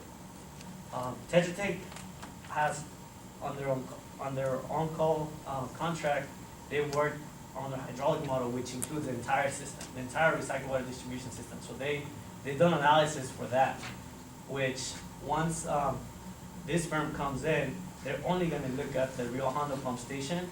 However, from the hydraulic model, Tetra Tech's able to provide to us how much demand we will need from the Rio Hondo pump station currently and in the future. So I'm not sure if confusing that, but. Yeah, they're gonna use that information. Yes, exactly, yeah. And we attach that as well as part of the RFP process, the draft that we got from Tetra Tech. Yeah. Members of the board, Ms. President, if there are no other questions, I would like to go ahead and make a motion. Okay. Approve the recommended motion. Thank you. And the recommended motion, we would like to also amend it to include, see if we can include a term of 3 years for this consulting firm.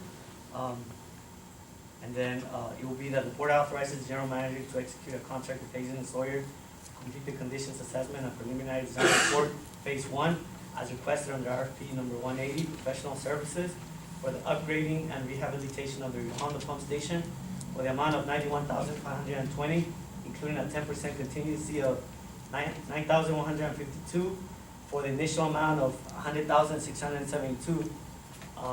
This is with the understanding that additional fees for the remaining scope of work for RFP number 180, phase 2, will be negotiated and brought back to the board. Total engineering costs will be between $350,000 and $600,000, depending on the design scope and construction management needs. With that said, Mr. President, move to adopt the recommended motion. Second. Roll call, please. Director Chacon? I'm gonna have to go no on this one, and, you know, there's too much hour difference there, and, you know, right now, we're looking to save money, not throw money out the window, so, no. Director Helpman? Yes. Director Urigi? Aye. Director Hawkins? Yes. Director Stui? Yes. Director Vasquez? Director Camacho Rodriguez? Yes. President Apodaca? Yes. Motion passes. Thank you. Thank you.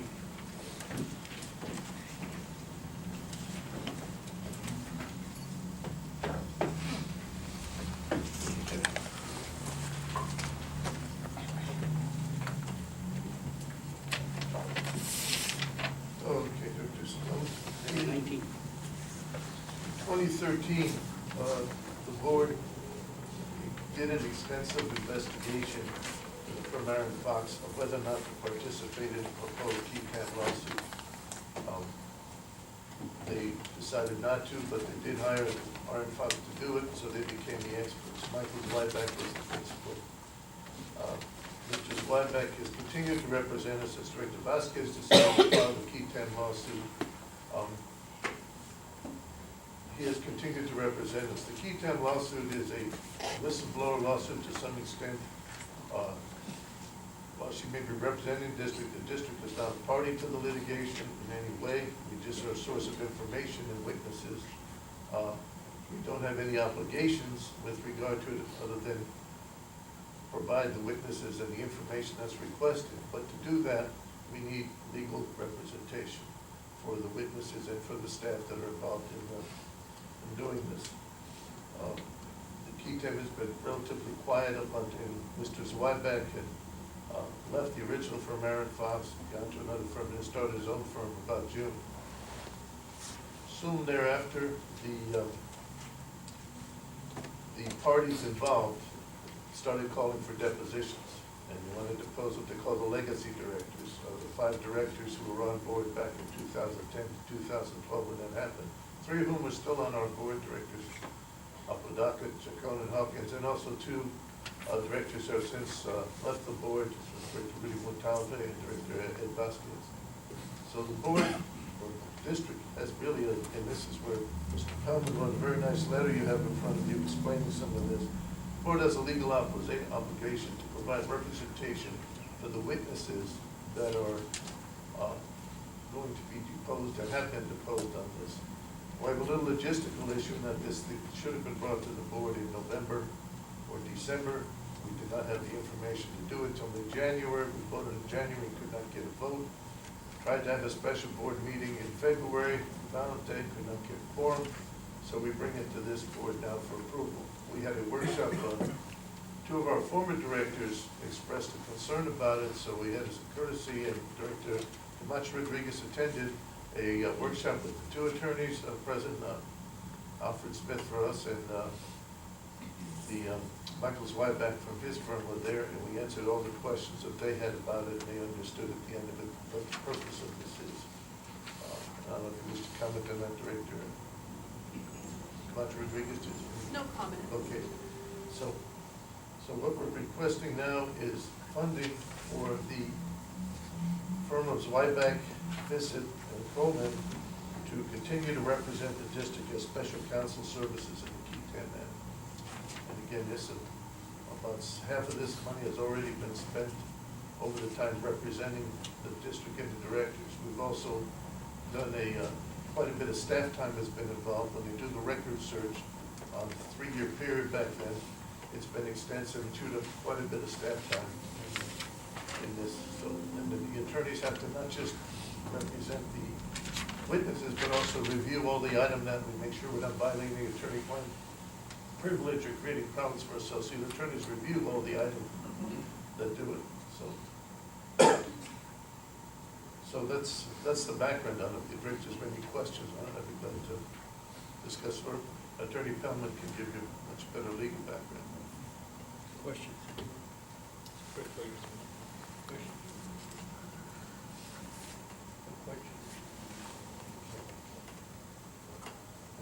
Mr. President, move to approve the recommended motion that the board authorizes General Manager Hunt to execute and enter into amendment number 1 as related to contract number 2019-1 with Zyback, Facette, and Coleman.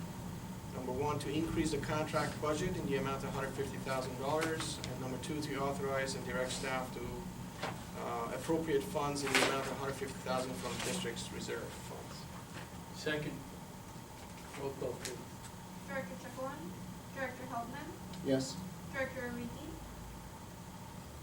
I will hold my nose and vote yes. Director Hawkins? Yes. Director Schooley? Yes. Director Vasquez? Director Camacho Rodriguez? Yes. President Apalaca? Yes. Motion passes.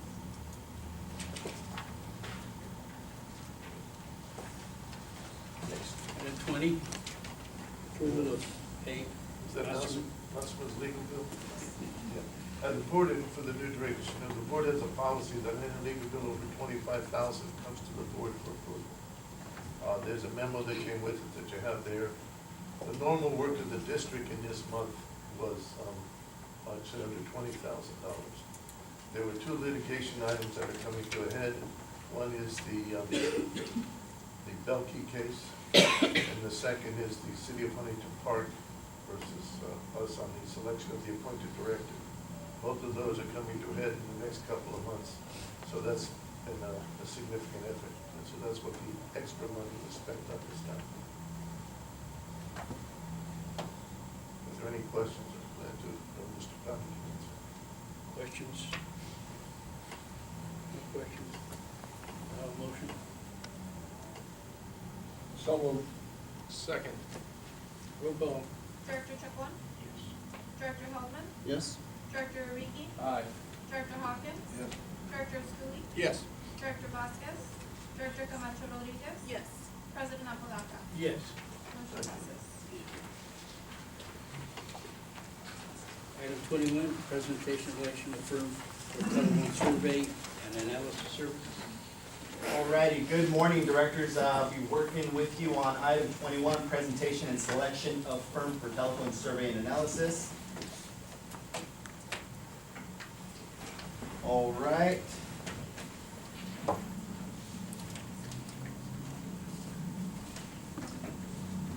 So just to give you some context, I'll be going over the purpose of why we're presenting this item before you, the procurement policy process that we underwent, the respondents and or firms who responded to this RFP, the scoring that that the interview committee has used in determining our recommendation. So the purpose. Last year, district staff had presented information on an outreach campaign as it related to stabilization of district revenue. One of the options being researched is the potential of a parcel charge. We had sought external counsel on the potential cost estimate related to a public education campaign to seek approval of such a charge. And the parcel tax would move the implementation from such a fee from retail agencies to property owners. The public education would be critical to such a fee. Total expenditures in terms of the estimate that we had received as it related to an outreach campaign were estimated to be north of $750,000. So in order to determine whether it would be advantageous for the district to pursue such a campaign, it's key for the district to gauge public sentiment prior to committing, prior to the board determining whether we commit those type of resources to such a campaign. So we had some informal conversation with polling firms with experience who work on public opinion research on water issues and with water agencies to get a sense of what the cost estimates for those type of services would be, ranging from $40,000 to $80,000. So really what we're trying to do is gain a sense of awareness, support, opposition, and opinions related to the district. From there, gaining a sense of whether there'd be support for a parcel charge. And we know that the use of surveys by public agencies is common within the industry. For example, two of our neighboring agencies, West Basin, have used West Basin as well as the County of Los Angeles before they pursued Measure W, sought public opinion research. So what we would be looking to do in terms of a scope of work would be the development and completion of a survey of high propensity voters in the Central Basin Service Area to work under the direction of the general manager and or his designee, and to be able to provide that written and oral feedback to the Water Resources and Governmental Affairs Committee, as well as to the Board of Directors prior to November 2019. With regards to our procurement policy, because of the estimate that we'd received in terms of what these services would cost, we pursued a formal solicitation. This posting was posted on December 11th, was posted for a period of 4 weeks in excess of the requirement of 14 days per our policy, also shared upon our social media sites. This was with the goal of being able to provide respondents ample time to respond to the RFP and solicit questions over the holiday period. This what we also, if you go back, we can also conducted an interview and review panel consisting of Sharon Kumar from our finance department, Carolyn Schaefer from the Metropolitan Water District, who has experience in this type of work, and myself. And then, as we know, under a formal solicitation, review and approval by the Board of Directors prior to contract execution.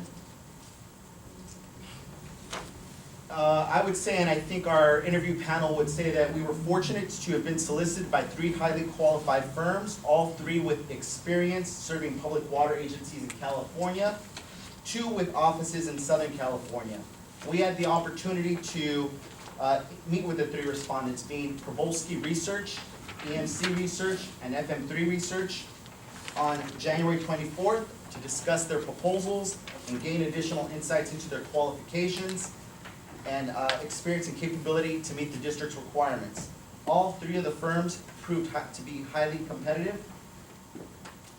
What we have here is our scoring, and before I go in, I also would like to introduce Dr. Richard Bernard, who is a partner with FM3 Services. We had the opportunity to meet with him and his colleague Laura Covarrubias last month.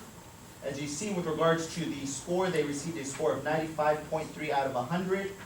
With their cost is attached as well. And the reason that we are recommending FM3 is because of their extensive experience within this field. Also, having worked on behalf of West Basin and also the County of Los Angeles, most recently with Measure W. They would provide a full range of opinion research services. For example, one of the recommendations that they provided was in addition to the use of telephone research, using dual mode surveys, which includes getting feedback from individuals, I guess via the internet or online, through an online research tool. They have significant knowledge and experience in working within the Central Basin Service Area, working on 19 different tax and bond measures in the service area, and I believe two-thirds of the cities within our service area. As mentioned, having worked with West Basin, the County of Los Angeles, ACWA, the Association of California Water Agencies, the Los Angeles Department of Water and Power, and the Metropolitan Water District, they have shared with us that they would be able to meet our timeline for completion, being able to, also recognizing that with a service area that is over 70% Latino and a significant part of that service area Spanish speaking, being able to meet those needs as well. They will also be able to provide a breakdown of the survey by division. Their fee schedule, would be, to conduct a 15-minute survey, getting response from 600 respondents for a ceiling of $34,750. And our recommendation is that the board authorize the general manager to enter into a contract with FM3 Services, FM3 Research, for telephone survey and analysis services for the amount not to exceed $34,750, effective March 1st, 2019, for the term of 1 year. And I thank you for the opportunity to present this item and welcome any questions. Mr. Bernard, did you want to say anything, or do you think we got it covered? One correction. Sure, yes, Never mind. please. Yeah, we were actually offering a 20-minute survey, Yes. 600, not 15, for that price. Yes. My apologies. Questions, anybody? Mr. President, chosen a quick synopsis of flavor of type of questions that would be asked of the survey. Certainly. So what we've seen in the past, and one of the things that we used as a model, was gaining a sense of what do folks know of who their water provider is? Met, Central Basin, the retailer, what their sense is in terms of services, how do they support different programs, conservation, water use efficiency. If they are supportive of the district, one, if they're aware of the district, then if they are supportive of our programs, then you build further, and please feel free to Doing well so jump in. far. If they're supportive of those programs of services, would they be supportive of a parcel charge? And then I think you go a little bit more in depth as to what level at what amount. $3, $6, so I think that's the type of flavor as well. And one of the things that we've talked about when meeting with the purveyor groups is also if they'd have some, our retail agencies, if there is feedback that they're trying to, that they would value as we pursue this research tool. Is there, well, the question as far as how much the charge will be, is it, you leaving it to the person you're calling, or do you have a range or a set that you're going to ask? Yeah. I'll defer to, Yeah, okay, great, yeah. Great question. It would be a range, and we would work with the district to determine sort of a high, medium, and low. Okay. And we'd also be testing sort of what the money could be used for, to see what priorities your residents have in terms of what they would like you to do. And test, well, you know you can't advocate, you can't educate, so we'd like to test some educational statements so that you'll have the basis in which to do public outreach. And if you'll allow us, and we'd recommend, that we'd also like to test some critical statements that sometimes you hear either at the board or when you're out in the community, because we need to see what your vulnerabilities are. We're not interested in recommending that you place anything on the ballot unless it's viable, and we need to make sure that it is. Thank you. I got a question. So are you telling us you're gonna spend 20 minutes with a live call with the other person on the other line? Those people who are answering the telephone, yes. Online, people do it at their home speed. Usually it's a lot less. Okay, the reason I'm asking is because, we've done campaigns for over 30 years, and you can barely keep them on the phone for like 4 minutes, and that's a lot. Every night we do hundreds of completed calls. There's a variation in terms of length of time. I've actually done surveys a lot longer. My observation is you're correct in terms of less and less people are interested in answering the telephone, and that's why we've expanded the methodology to include an online component. So those folks, maybe younger voters who are not likely to even answer the phone, are more comfortable using the online method. So we have a random sample that way. But we've found that many people feel that they're disenfranchised and they don't have the opportunity to express their opinions. And when someone actually asks them about how they feel, there are times where we can't even get them off the phone. So I appreciate your concern, but Yeah, I'm pretty sure that's a small few. well, we do a random sample to make sure that they're representative of your population. We've done numerous surveys just recently for the example of Measure W, and our surveys were 20 minutes. We were able to successfully complete the number of required interviews. What are you gonna do with your bilingual speakers? We'll offer that opportunity to answer on the phone in both English and Spanish. So we'll have translated survey, and so depending on how the individual answers the phone, they'll go into the appropriate language. Thank you. Sure. Mr. President, one observation, general observation. Today, we considered 3 different RFPs. This was an RFP process, right? That was correct, Director. And I know that each one is written probably by a different staff member, but for the sake of consistency, they all should look the same. So this one includes the scores and the fees. Yes. One didn't include the scores or the fees, and the other one, I think, included one of the 2, and this one includes both. So what I suggest is that we follow the same format that is here, that you will have a score, and then you have the proposed fee.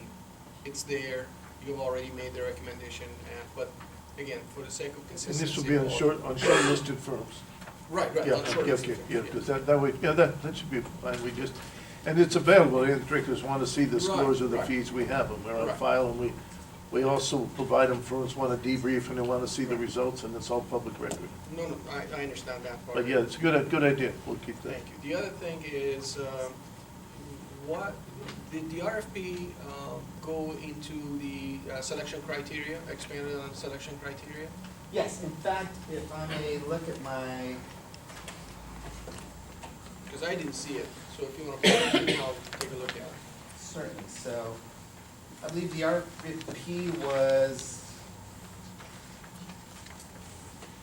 if you look at, this on, the RFP was 315, what we weighted was, completeness of the proposal. I'm sorry, where, Oh. page 315? 315, this should be 315 of your packet. Okay, got it. So there are, I believe, 5 different categories. First, the completeness of the proposal, Got that, yep. qualifications and experience, evaluation of scope, deliverables, quantitative, and timelines for milestones, the capability to meet our requirements, and providing us a fee schedule. Right. So, did we talk about interview scores in here? So interview scores were part of, if you can go back.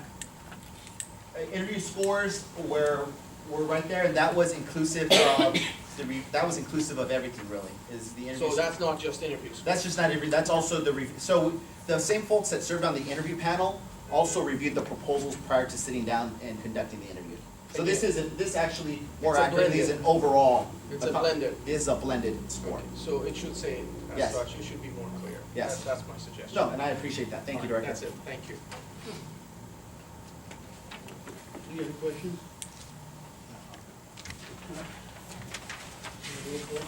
We need a motion. I move the recommended motion to be approved or adopted by the board, that the board authorize the General Manager Hunt, to enter into a contract with FM3 Research for telephone survey and analysis services for an amount not to exceed $34,750, effective March 1 of 2019, for a term of 1 year. Have a second? Second. Roll call? Director Chuckwan? I'm gonna vote no, and I'm gonna explain why I'm voting no. I've been doing this type of work for many years. So it doesn't pencil out, it doesn't make any sense to me. And right now, like I said, we're trying to save money, not throw money out the window. So my answer is no. Director Helpman? Yes. Director Vicky? Aye. Director Hawkins? No. Director Schooley? Yes. Director Vasquez? Director Camacho Rodriguez? Yes. President Apalaca? Yes. Motion passes.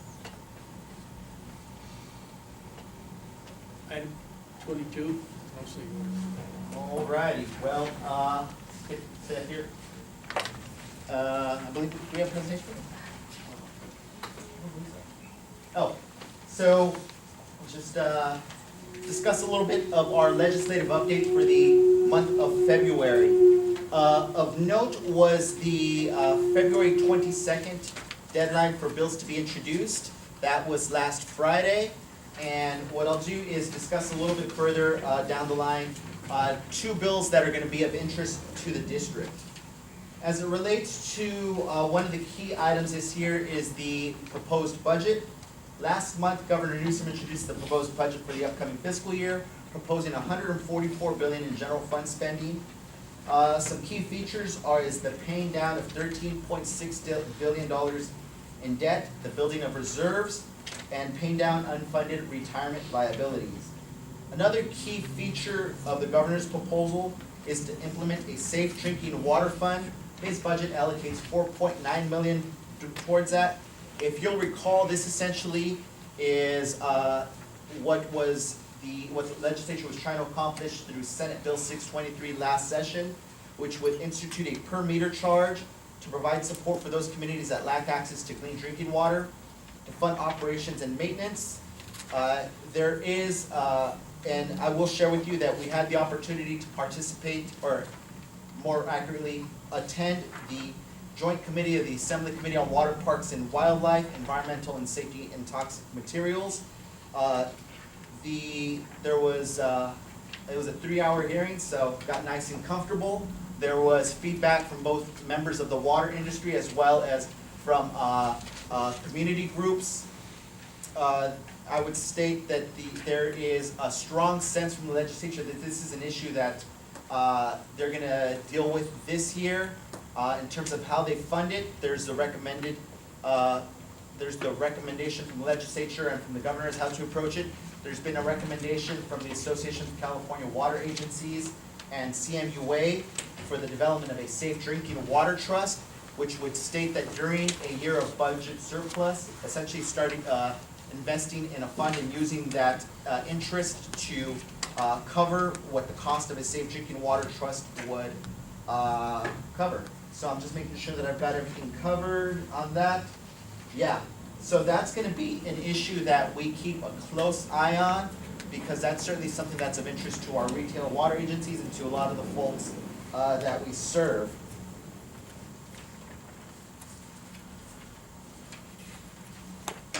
And as stated, February 22nd was the deadline for bill introductions.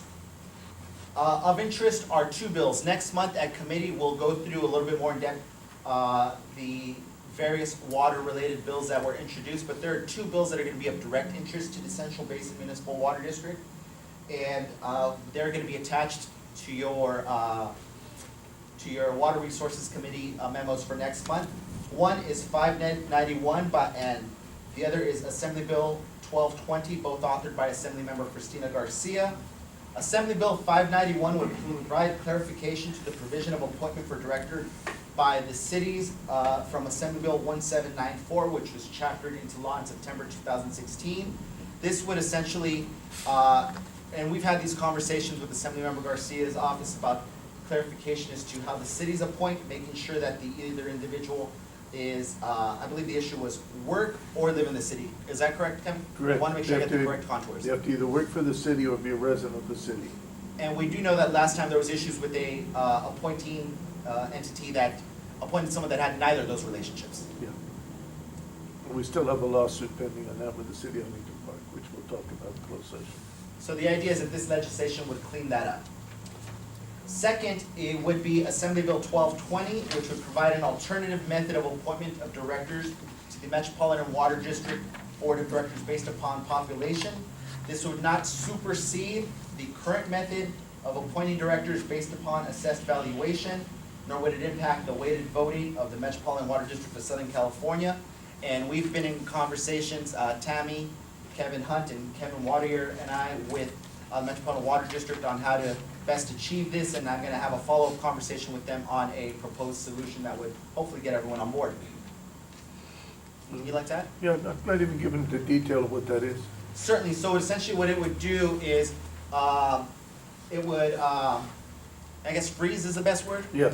Freeze the amount of directors, so the district would retain its 2 members on the board of directors. So this is a conversation that we're going to follow up with Met staff today. I'll give them a call as soon as we're out of here. So those, that's the legislative update. There's going to be a lot more going on once I get a chance to read through the bills, but that's a summary. Unless there are any questions, I thank you for the opportunity. Questions? All righty. Good. Thank you. Thank you.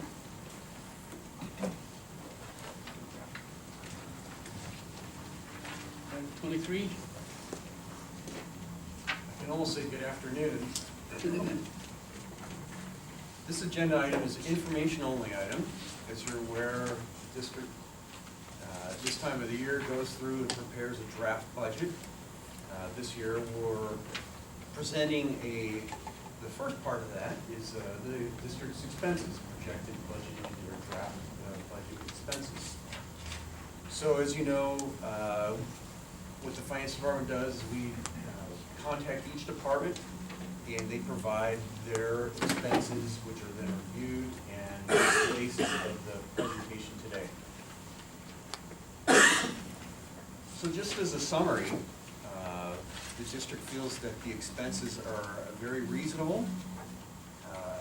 As you're aware, election expenses are high for the district and they're incurred every other year as the district's elections. However, with the recent official statement that the district published in conjunction with the financing, that document allows the district to prepay half in the year prior, the fiscal year prior to the election. And that allows us to smooth out and those election expenses become, in our books, a level amount. Number 3 is that long-term debt, it's at a 3.25 million level after the initial period here that we did the refinancing. It's, as you'll see a little later on, about 2.2 million in this interim period until about fiscal 23 when it goes back up to that approximately 3.3 level. And last is the aging recycled water system. Now you may ask, why do you say the expenses are reasonable? And that's because the district has gone through and made numerous cuts to expenditures.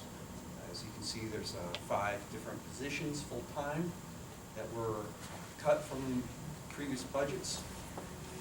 Very numerous departments, I think it hit most departments throughout the district. You can see the education program was cut. Still in the process of transferring the San Gabriel River Water Master.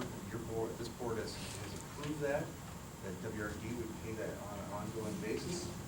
And then the last remaining items, you can see the cuts in training, travel, consultants, directors, travel, and benefits. You just passed that reduction in the HRA, saving about $1 million per year if a new employee is hired. Excuse me, that's not $1 million per year, that's over the life. I'm sorry, not $1 million a year. Yeah. Over the I life. wish it was that easy. Yes, it's not $1 million a year, thank you. Thank you for that. Another way to see how efficient we are is a comparison on both how many employees we have and what's their average compensation. So we decided to perform this analysis of staff efficiency to some other area wholesalers like us. This is not a judgment of the appropriate levels of those, both staffing levels and compensation. However, this is just a simple comparison. And these numbers are derived from the state controller's report. Each public agency is required to file the most recent one, which is for calendar year 2017. It also excludes directors and part-time employees. Again, these estimates are based on those publicly available information. So the first line I want to show you is the bar graph, and that is the comparative average employee salary cost. And the highest in this comparison is WRD at 100%. That's the middle yellow bar. If you go left to West Basin, they're at 92% of that average that WRD has. And then you can see us at 79%. Those are, so in essence, we're at 79% of WRD's average employee compensation. So that addresses compensation amounts. And the next item addresses the how many employees. So that's the line. And you can see there's 9, that's the cost per resident. And there's $9 is the high for West Basin, followed by $1.80 for WRD, followed by Central Basin, which is $1.63. So as you can see, this addresses how many employees and the average compensation and what those, and how they compare against two other agencies. So you can see now the budget, draft budget for expenses, that's the second column. We'll go into each department in detail, but I wanted to show you the total overall. If you look at the total operating expenses for the 2020 draft budget, that is $10.7 million. And if you, the next line is if you take out the interest expense, that is $8.5 million. So just a few assumptions that were utilized when crafting this draft budget as it relates to the expenses. It assumes the existing staffing levels, those $2 million cuts that I previously summarized, a 3% inflation, the CalPERS unfunded pension payment increases about $85,000 a year. This year, just a little bit slower, a little bit lower. And the existing service levels, I think that's an important thing to state, along with the OPEB funding there in the last item. So, as a percentage of the whole, I think this pie chart really shows a good snapshot of how the district's expenses comparative to other classifications or categories of expenses. The first item is the outsourcing of operations and recycled operations. That is the largest component of the district's expenses. That's about 36%. The second item is interest, right next to it, to the right, and that's about 18%. And the third item is our district salaries and benefits at about 17%. You can see some of the other items. Next is capital, we see board services, utilities, legal, election, and our required unfunded pension payments to CalPERS. So as we look at the recycling costs, we're going to look at individual departments now. You can see here is a summary of all the expenses within the recycling department.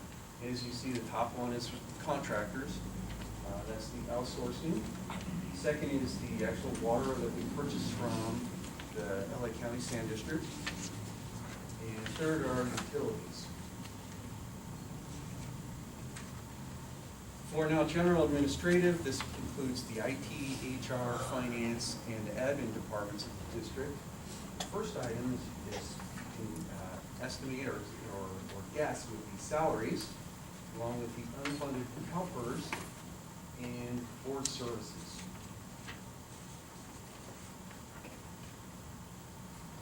In public affairs, the first item is salaries. The other are just kind of miscellaneous items that are maybe not too large enough to individually categorize, along with health insurance. The water resources is next. And you can see salaries are the largest item there. Other of $118,000. And just as a way of comparison with other departments, this one's a little bit larger because the memberships is classified in that other. Maybe we'll break that out in the future in any grant. The district's grant funding is third. So this is the overall summary. A little bit more than $2 million in salaries. It's the largest item. Interest expense is actually a little bit larger. That's the second item listed there. And then contractors for the recyclable water system is third. Election expenses have risen over the last 10 years. 10 years ago, the approximate amount was $234,000. And we're trying to do an apples-to-apples comparison of the same number of seats. So we're expecting 2020, the estimate I believe that we received from the Register of Voters is approximately 840,000. So you can see there's been quite a big jump in election expenses over the last 10 years, and that's affected the district's finances. As a percentage, if you calculate inflation over that period, if you exclude like the recycled water and some of these items, the total expenses actually went down 1.1%. However, election expenses are, as an annual amount of inflation, 21.6%. So if you say inflation has affected the district as other agencies over the last 10 years, just in general, you'd expect like a 2 or 3%. However, total expenses actually went down 1.1, so there's approximately a 3 to 4% lower than inflation. However, election expenses have really dramatically risen over that 10-year period. Finally, I don't want to belabor election expenses, but as a percentage of the total, the 2010 is 4%, and in 2020 it's expected to be 14%. Now that's the total amount, not the half amount that we've kind of discussed in the previous comments in this presentation. So just briefly, I know this is on a presentation on the draft expenses, but I just want to give you a couple slides on revenue and some other items. You can see the last 10 years, and this is actually 15 years. You can see in 2008 to 2017, the district's revenue, some a little bit lower, but some a little bit higher, about $4 million. And we're expecting in 2020 beyond, with the lack of budgeting replenishment water, as WRD has said, they're not going to purchase replenishment water going forward. You can see the district's revenue is going to be severely cut to about the $1.7 million with small escalations for rate increases. So how's that affected reserves? If you go back to the 10-year time frame, again, in 2008, the district's reserves were about $27.3 million. The average rating was at a AA-. You look at the amount that we just ended the fiscal year in reserves, that's $8 million 10 years later, and our rating is a BBB+.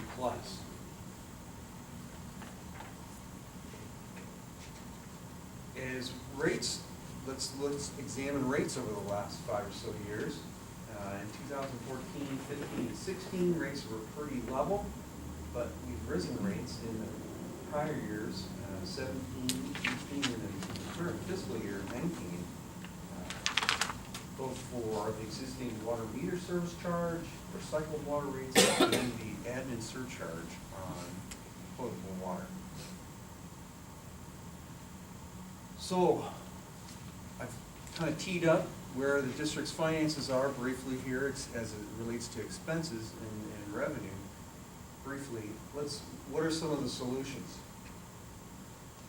So let's look back just real briefly. In the May, kind of June timeframe, about 7-8 months ago, the district refinanced or was in the process of refinancing some debt.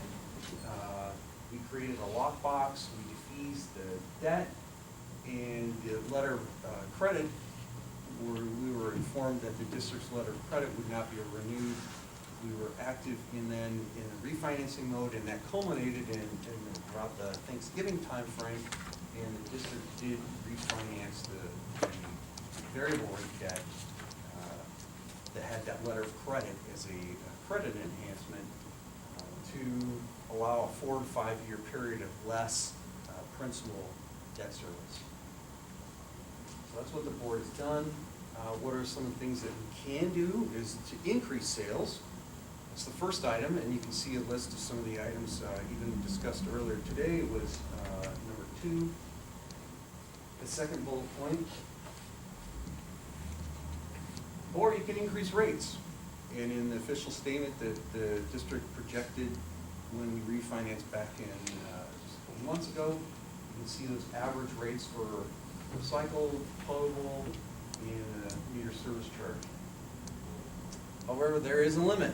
We can't raise rates too high, or else some purveyors may decide to continue to transition to a cheaper water source.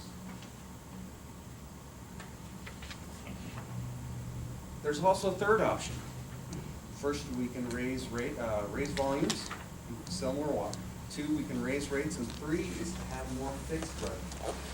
And number 1 is implementing a new fixed revenue charge, and that's something that the district has attempted in the past. Our hope is to bring that to you again next month. The other item is the agenda item that you just passed was this additional, another parcel charge. So the district, we feel, needs more fixed revenue. It's difficult, as you can see, we've raised rates the last 3 years, and you can see the amount of revenue coming in is going to be less because of volumes, but the raising of rates we've had more difficult time chasing this conservation of this lower volume sales, and our rates, we can't increase them fast enough to the word I'm looking for is to overcome this reduction in volume. So, as we said, 8 million in reserves, BBB plus. The district has a policy of having a reserve level of $10 million, at least $10 million. And so, the question is, how much time do we need, does the district need to get back to that $10 million level? And what rating will we get? Obviously, BBBs kind of freak out finance directors. So something in the A's would be a lot better.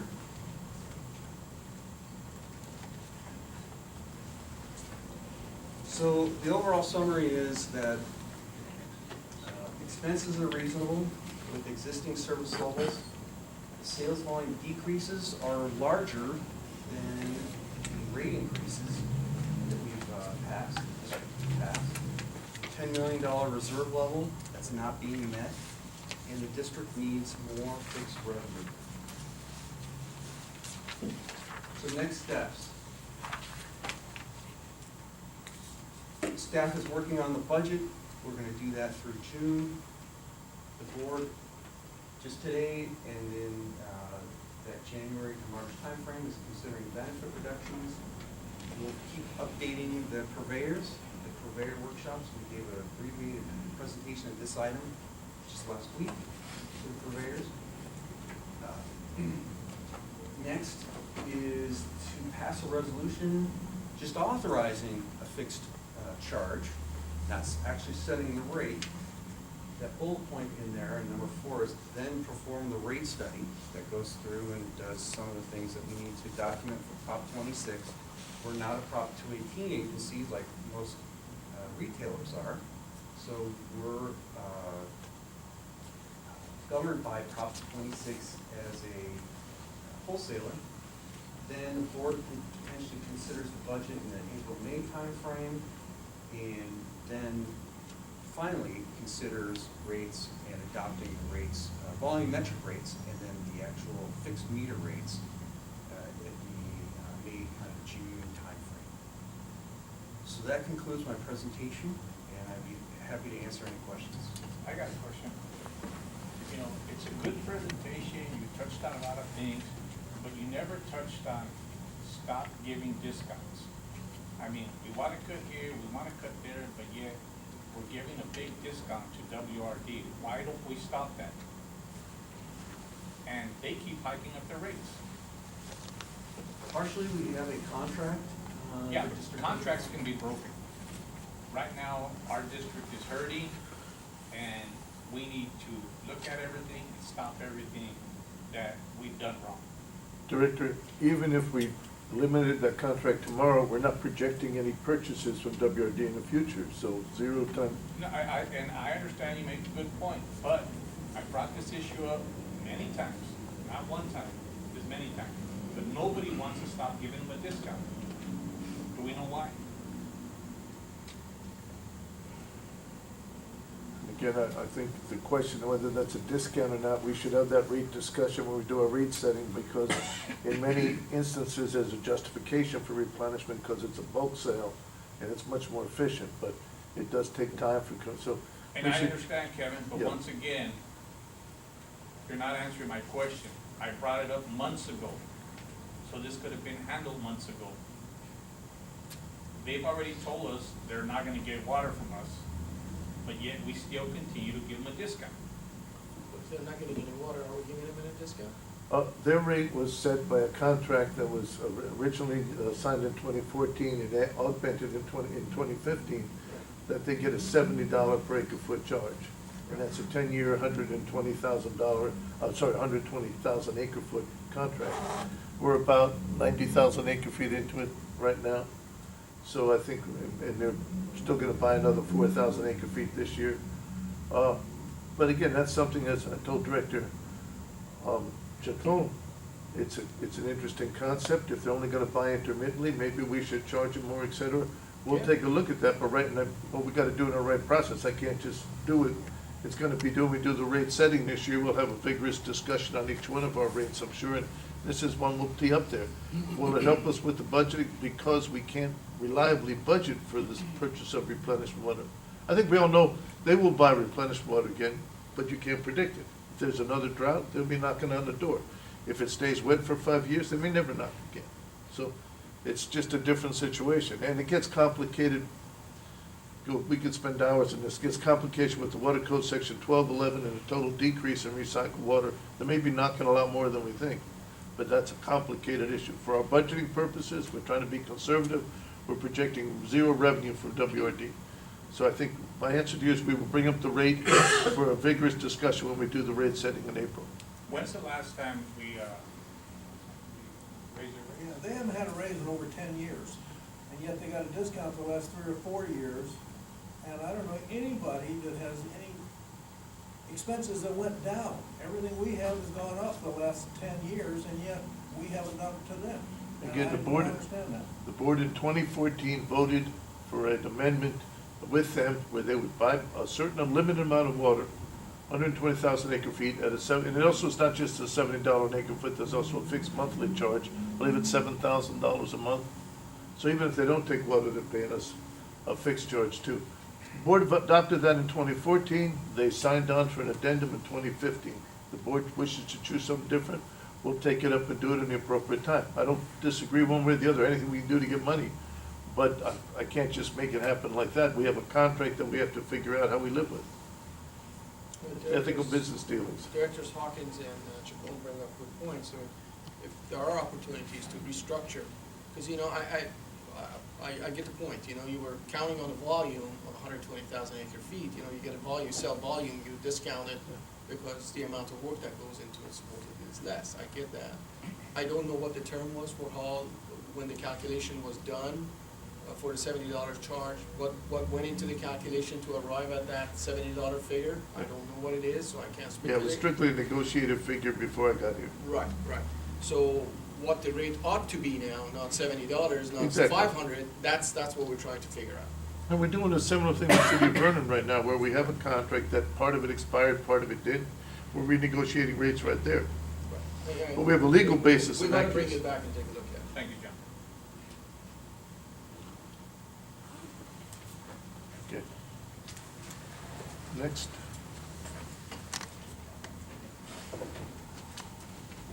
You liked it so much, you're gonna go at it again? Excuse me? I said you liked it again. You liked it so much, you're gonna go at it again? So directors, I promise to be brief. I know it's we passed the lunch hour, so promise to be brief. There are a couple of reasons why we have this item before you. One is the state audit requires that the board on an annual basis review our insurance levels and ensures that staff is doing the appropriate work of analyzing our coverages as well as our needs for risk management. The second reason that this is important and it is before you is because we need your help. We need your help to maintain our premiums down. And that is, as we will see, a very important part of the discussion. So J. Prima has been our primary insurer for general liability, property coverage, crime coverage, and public officials management and employment practices liability since 2017.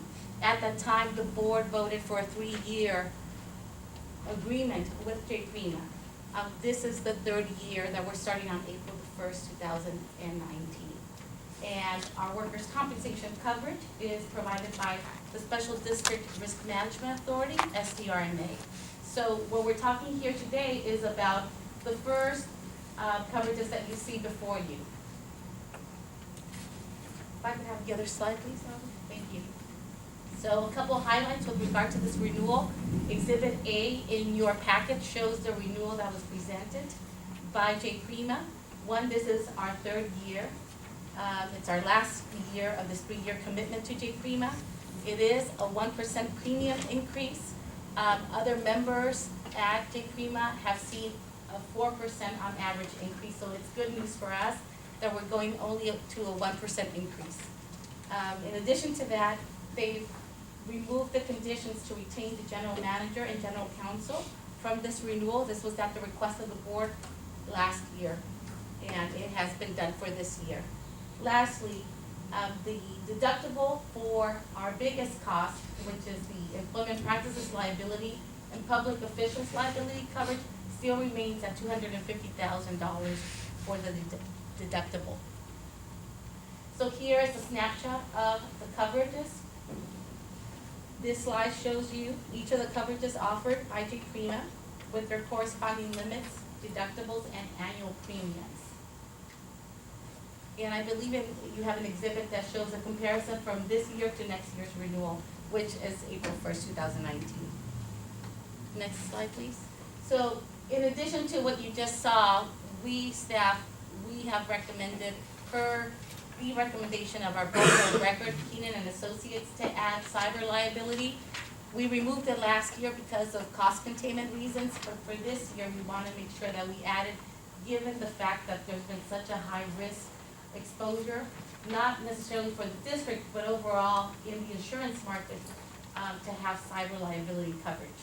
And also our crime coverage, our existing levels is at $250,000. The recommendation by Keenan is to increase that to $1 million. And that's an additional cost of about $3,400. So the district will, if I can have the next slide, the district will renew with these additional coverages at $230,614 for the entire proposal. We are expecting to receive a revised proposal from J. Prima. We haven't received that yet, but if you would like to see that later, we're happy to provide you with this information. I want to leave you with the last slide, and this is the chart that kind of tells our story about our insurance coverages. This graph shows the cost of public officials and employment practices premiums for the last 5 years. In 2014, the district had Aqua GPIA as their coverage provider for general liability and employment practices liability. So the cost that you see there for fiscal year 2014 of $69,826 is for both general liability and employment practices and public officials liability. We basically were getting all those 3 coverages for that price. When the district was taken off Aqua JPIA, we had to go to the market and see what was available. And that, as you can tell, for fiscal year 15-16, we had really high premiums and really low insurance. We had a $1 million limit for fiscal year 15 and 16. When J. Prima covered us in fiscal year 17, that's when we've seen now a $10 million aggregate limit for insurance, which you and I would consider better insurance for what we're paying. And that's been the case since 2017. The goal for us, for the staff for next year, is to go with Keenan's assistance and look at other providers and see where we could have the same comprehensive coverage but at a lower cost. And that's where our board members come in to make sure that we have no claims and that we're out of the paper, so we make sure that we are able to have a good quote from potentially either Aqua JPIA or the Special District Risk Management Authority, SDRMA. This concludes my presentation. Unless you have any questions, I'm happy to answer them. Question? Mr. President, having said what you just, Aqua JPI, is there a consideration for this entity to go back and seek insurance coverage from Aqua JPIA? At this time, my understanding is no, given that they've said, at the last, That was then. meeting, this was, earlier, it was late last year, the November, December, conference, they indicated that their membership levels are at a point where they don't need any new membership. So the question would be for a JPIA is what is the incentive to have, Central Basin come in? However, we have made strides with the Special District Risk Management Authority, SDRMA, and they have a similar structure to the JPIA in that their general liability, employment practices liability, and their public officials liability is all compounded into one coverage and one premium. Did Aqua JPIA, was it a resounding no, never? Or No, it hasn't been a resounding the no. door's So still open, there's a crack? There's still hope, yes, and we as staff, we want to make sure to save the district as much money as we can. And this will be a potential savings of anywhere between $130,000 to $150,000 if we were to able to get into one of those JPIAs. We try and maintain that capability by having a director or staff person attend the JPA. Director Hawkins went up at our request a couple of days early to the Aqua Conference. So we always had a director present or staff present for the Aqua JPA, which is one of their conditions. So we've still continued to attend and participate. But SDLMA seems like a quicker one. Long range, yeah, we want to go whatever is cheapest. Okay. And again, all of this is driven by non-engineering or water-related issues, and those are things that are totally within the control of the people in this room. You have an added benefit, that I represent the Main San Gabriel Basin Water Master on Aqua JPIA, so I will be going in May to Monterey Ray, so I will avail myself of that incidents to represent Central Basin while I'm there. Awesome. That's wonderful, thank you, Director. Director, maybe then, Director, or maybe then you can start pushing that door really open. Just trying and to get the others to sharpen their pencil, if we're gonna go out for bids, maybe we can get a better deal if they know that we're looking. Thank you. Yes, thank you. Like to have lunch after this. Item 25, update on real estate ad hoc. Good afternoon, directors. Presenting this item today, on part of the ad hoc, real estate ad hoc committee that's been appointed by Director.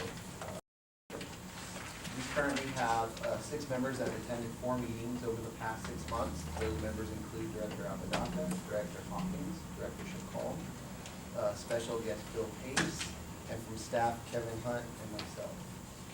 The purpose of the committee was to look at opportunities for sale and or relocation of this building, to take advantage of opportunities with zoning of the building, opportunities of cost savings, to look at various options just for the relocation and sale of the building. To date, we have completed quite a bit of work. We had an informal appraisal done on the building, looking at the different zoning options that were potential to the building, to give us some cost estimates and some sale assessments for the sale of the building. We did site visits at a couple of locations, potential locations for either building a new location for the district or purchasing or purchase or lease of land. We're in the process now of compiling an RFP for real estate services to look at both the sale and relocation of the building in a cost savings effort. Looking at taking advantage of some higher appraisal values than we estimated, and taking advantage of the sales environment right now in the real estate. And the last part, and I apologize because I have not provided these to the board today, they weren't finalized from the real estate committee. We've created a couple of outreach pieces, little one-page real estate documents, sharing that the district is looking at potential to relocate and looking at potentially selling this building. Not necessarily putting a price, just putting it out there to start seeking service providers as we get into the RFP process and as we bring that before the board in the future. One key thing I should mention, the reason we got into this, we had a couple of things happen. A couple of years ago, we had a sewer line break and block up. We had to shut down the building for 2 days, and to repair it completely was gonna be $500,000 if it goes again. Then we had the elevator go out, which turned out to be $60-some-odd thousand, and no elevator, which violated OSHA and all that for a while. So we feel this building is almost 60 years old and it's seen better days. We also think the timing is such that if we can sell this for 5 and buy another one or buy and build something for 3, we can save some money and put it in the bank. We also have smaller requirements now. Our staffing is significantly less than it was. There's savings we can have by going to a newly redesigned place. We're not interested in a Taj Mahal. We're not building one of these grandiose things. We're looking at something very lean and mean that we can move in and still have all of our meetings. So, anybody has any ideas or suggestions, please let us know. Although we have to disclose the issue with the elevator and the sewer, but I don't suppose that's gonna be in the route which. Actually, we did put them in there, actually, we No? did put them in there, because those have been repaired items, so yes. Yeah. But we're not highlighting any potential for that. Unless there's any questions, the other thing I wanted to mention is that if you do have an interest in either the committee or any of the committee's efforts, please let Director Apodaca or myself know, so that we can engage with you and provide those materials prior to actually getting an event or anything else. Thank you. Counselor? Yes, item 26 for closed session. Conference with legal counsel regarding existing litigation pursuant to Government Code Section 54956.6D1.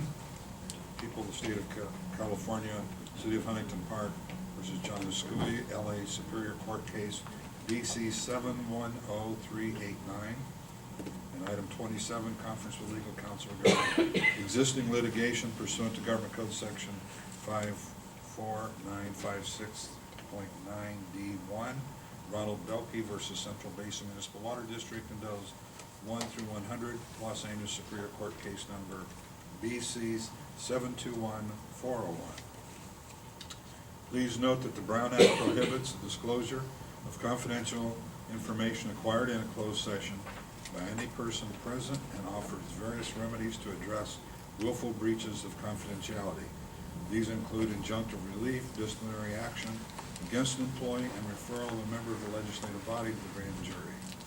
It is incumbent upon all those attending lawful closed sessions to protect the confidentiality of those discussions. Only the legislative body, acting as a body, may agree to divulge confidential closed session information. As regards attorney-client privilege communications, the entire body is the holder of the privilege, and only a majority vote of the entire body can authorize the waiver of the privilege. Mr. President, we're ready for closed session.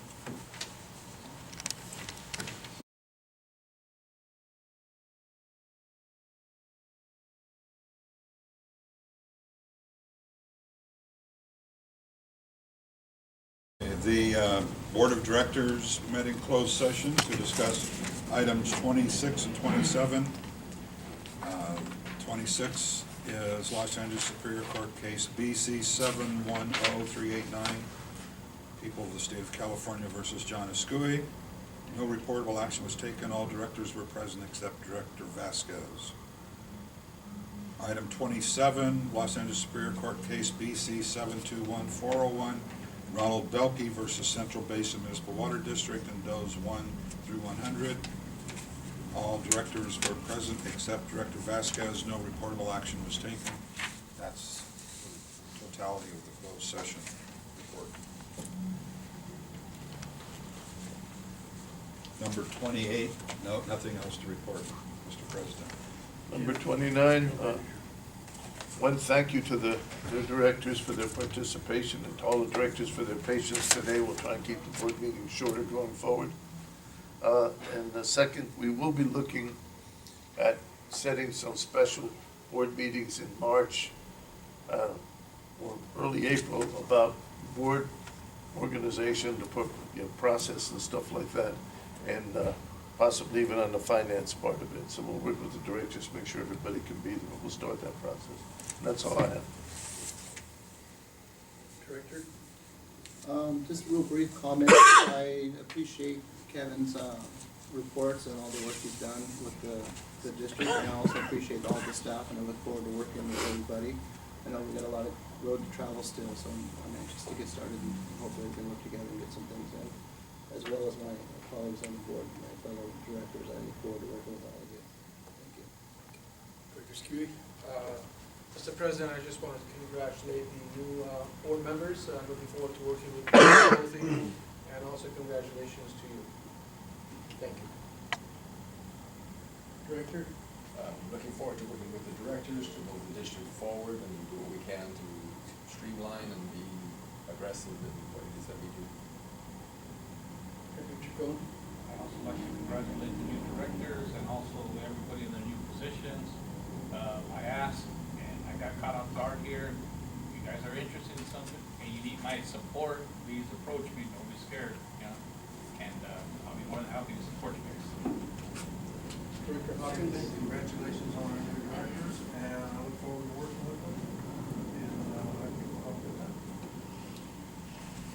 I just want to say that welcome to the new directors, and hopefully that now you're aboard, and many of you know Mr. Skewey in the past, which it helps me because some of you I didn't know, and John and I work very close in reference to helping each other in reference to the elected ones and those who are appointed, and we want to make it as smooth as possible in the future, and support whatever our general manager is doing.